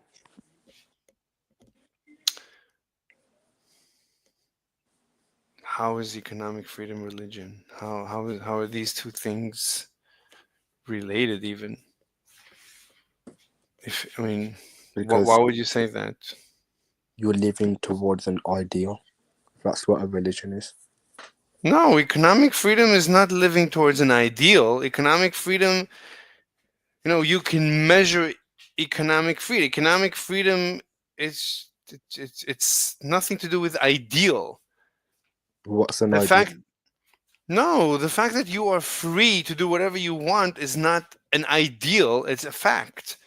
No, If you're not free, if there's laws that prevent you from doing certain things, that's lack of economic freedom. It's nothing to do with your living towards any ideal. but if You you're living with a lack of economic freedom, wouldn't you say that's an example of pain and suffering? Like you don't want it. no. What? So No, I mean, people want economic non-freedom. no, it's neither. I mean, it just so happens that economic freedom technically ends up leading to prosperity. People And neither want economic freedom, Hmm? nor do they want economic freedom. What? You're saying it's neither the case that people want economic freedom, nor is it the case that they do not want economic freedom. I mean, that's tangential to this discussion. I don't know what What people what does want. that mean? What does I hate when people use that word. What does that even mean? I didn't say, I didn't speak, I don't know the statistics about what people prefer, if they have preference towards economic freedom or if they have preference towards lack of economic freedom. You're changing the topic. No, you said that I told it's you, neither. listen. Look, let's ground the discussion. The question is, how do we create a prosperous society? Is it through religion or is No, it through something else? no. So, as far as I know, the data is clear. The science that studies this is called economics, and the economics science has been studying this and came to a very clear conclusion. The conclusion is that it's not religion that creates prosperity and it's not anything else. It's just economic freedom. Economic freedoms create economic prosperity. That's the conclusion. That's it. That's all I know. The Tell me, the data the tell data me, support. Mhm. tell me what economic freedom involves. Well, for example,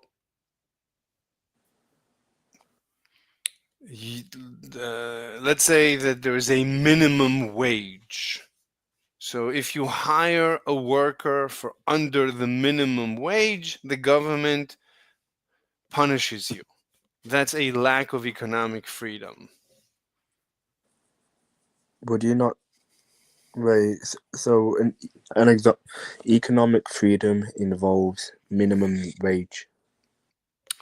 Economic freedom is the lack of economic constraints. So, an economic or legal constraints. An economic legal constraint would be the law of minimum wage.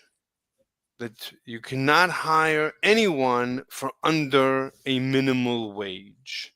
That's an economic legal constraint. And that we know scientifically reduces economic prosperity. Is that good or bad? Is it good or bad? I think I would define it as the definition of bad. To reduce economic prosperity, that's my definition of evil. Well, this is why I said it's related to an ideal, because Well, that's a when different question, though. when you use qualifications such as good or bad, these are value judgments. Yeah, Yeah, yeah. that's why I said it's an ideal. But my definition of religion is striving towards or belief in ideals. I think that accurately sums up most religions. Like, you have an ideal, even Scientology, your religion. Anyways, this was a good chat. I guess I'm going. I'm definitely. Okay. Did I annoy you? Or? I mean, sure. I mean, at the end, you didn't let me speak. You made the concluding remarks that are in contradiction to things that I've said, and then you announce that you're leaving. That's a weird way to end any discussion. You took the liberty to make concluding remarks as if something you said in the beginning has been upheld, pretending that you won the debate, and then you're leaving without allowing me to retort. So that's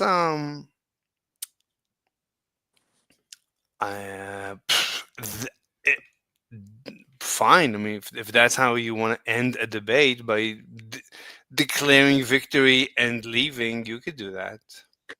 Do I'm not you gonna want? stop you. Do you want to try your luck with a different topic? What do you mean luck? What do you mean try my luck?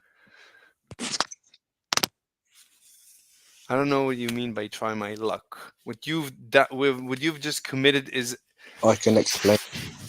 no. You said that you want to leave, so No, but I heard you out. I stopped talking no. and I gave you the mic, and that was very. I didn't have to do that. I You let don't you have to do voice. anything, but I you let you voice. declared Now no. you're over speaking me. I let you voice your concern, and now What? after hearing you out, I'm giving you the chance to try again. No. No, you've already. I mean, you've committed. You've already committed a crime. Now you need to ask for forgiveness. I mean, what you've done is you've misbehaved. I was nothing but the nicest to you, and I don't deserve this. This reaction. I was so nice to you. We had a lovely discussion, and then you wanted to be declared victorious and declare that you're leaving right after declaring being victorious. That's not nice. You should you should ask for forgiveness for hurting my feelings like this. That's not a nice thing to say. That's not a nice way to behave. The language you are using makes it seem that I am inferior to you, and you hold all the power over me. No, you hurt my feelings. Why would you do that? Why would you declare victory and claim that you have to leave right after declaring victory? Well, and not allow me. I thought you were upset with me, and that Of course, I'm upset. It feels like you wanted to get me upset. It feels like that was your intention. In that was the strategy of your concluding remarks. if it's all the same to you, you have one last chance in a different debate of your choice. No, Of your choice. no, I'm not You, interested. you, No, you get to choose. no, no, no, What no, no. I'll give you preparation, and we can do it No, an hour. no. You're continuing in the same line that you're pretending. You're being pretentious. You're pretending as if you won this debate. What debate did we have? I thought we were having a discussion. It's the same. There's no difference. Well, that's a mean thing to do. What's a mean thing to do? I'm waiting for you to apologize. Apologies for what? For hurting my feelings. How did I hurt your feelings? You declared victory and said you have to go. I did not say I won the debate. Did I say? Yes, you did. You said that your position has been upheld. I did not say my position has been upheld. You didn't use those very words, but basically that's what you insinuated. It's weird when people say that you implied or insinuated or suggested something, because how would you actually prove that with a scientific? I'm not going to prove anything. I'm not in the business of proving. Don't you do that in debates? I'm not in the business of proving that you're misbehaving. I'm not going to judge you. I'm not going to debate about your behavior. We can debate any topic except for you or me. I expect you to behave. Because that would be an ad hominem, wouldn't it? It's not the purpose. We're here to discover things about the universe. We're being scientific. I'm not interested in discussing you or me. Same. Same. I don't want any more discussions about you or me. Okay, but I expect an apology. But that's a discussion about you or me. Oh, that's a discussion. That's not a discussion that I want to have. Look, you don't have to apologize, but I consider your behavior to be hurtful. So I would ask you to not repeat this behavior again. I will not. I will try my best not to repeat what I did. It was not my intention. Okay. Okay. So do you have to go? You said that you have to go. Yeah, but no, the reason I said that was because I sensed that you no longer wanted my company.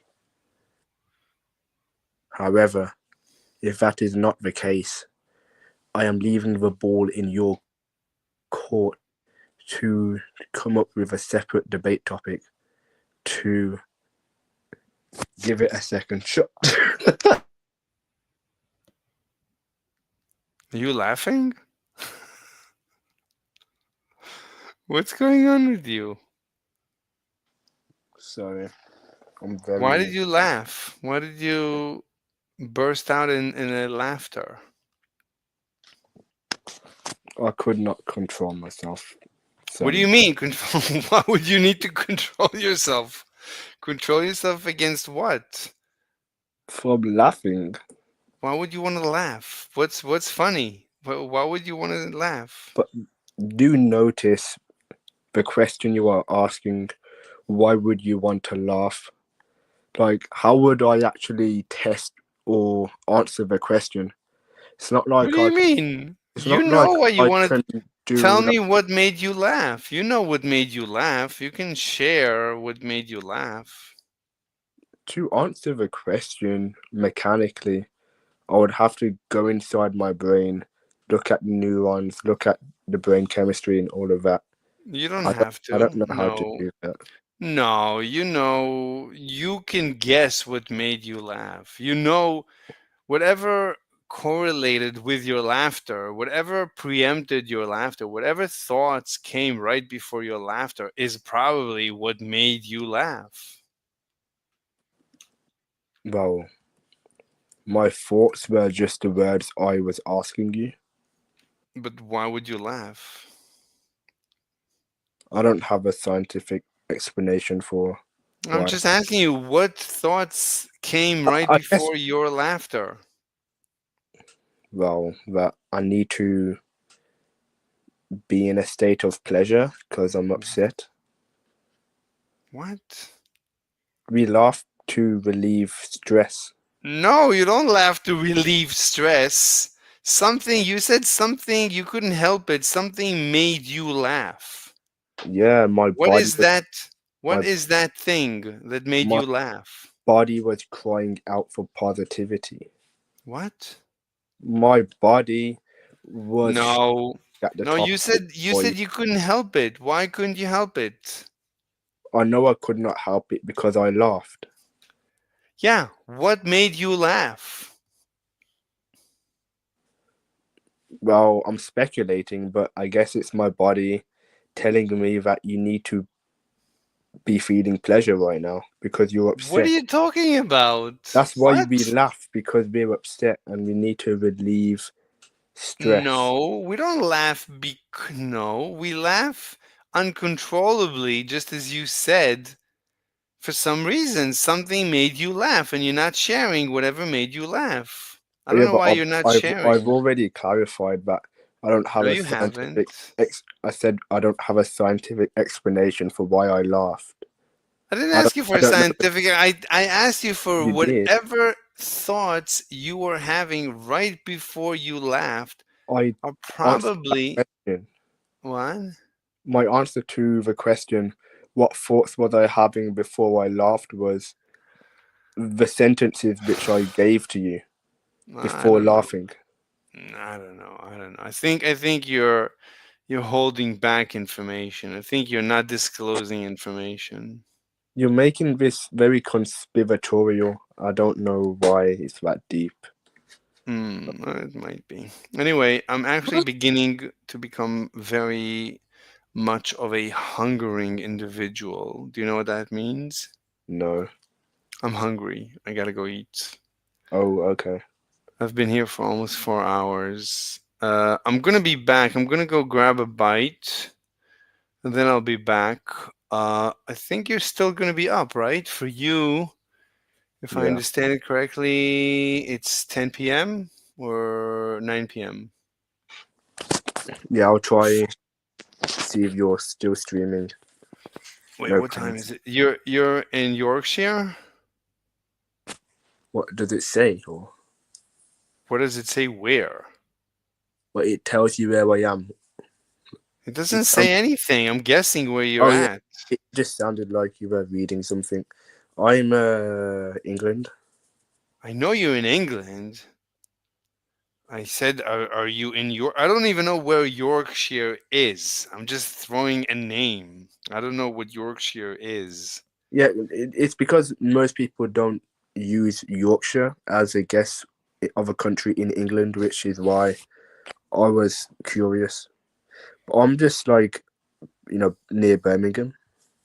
I don't know what that is either, but But fine. Birmingham is the second biggest country in England. Sounds interesting. It sounds like an interesting name. Yeah, it doesn't show up. Birmingham. I see Bermuda. It doesn't show up in my iPhone clocks. In my Well, internet. it's a country in America as well, but it's a very famous country. Peaky Blinders, that was in Birmingham. The TV. No, I don't know. I don't watch TV. Anyway, it says here 9 p.m. Yeah, basically, yeah, 9 p.m. All right, 9 p.m. is good.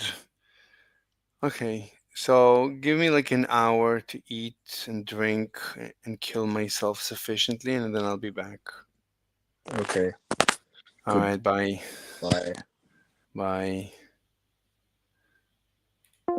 All right. Okay, I'm gonna be back later. Bye bye.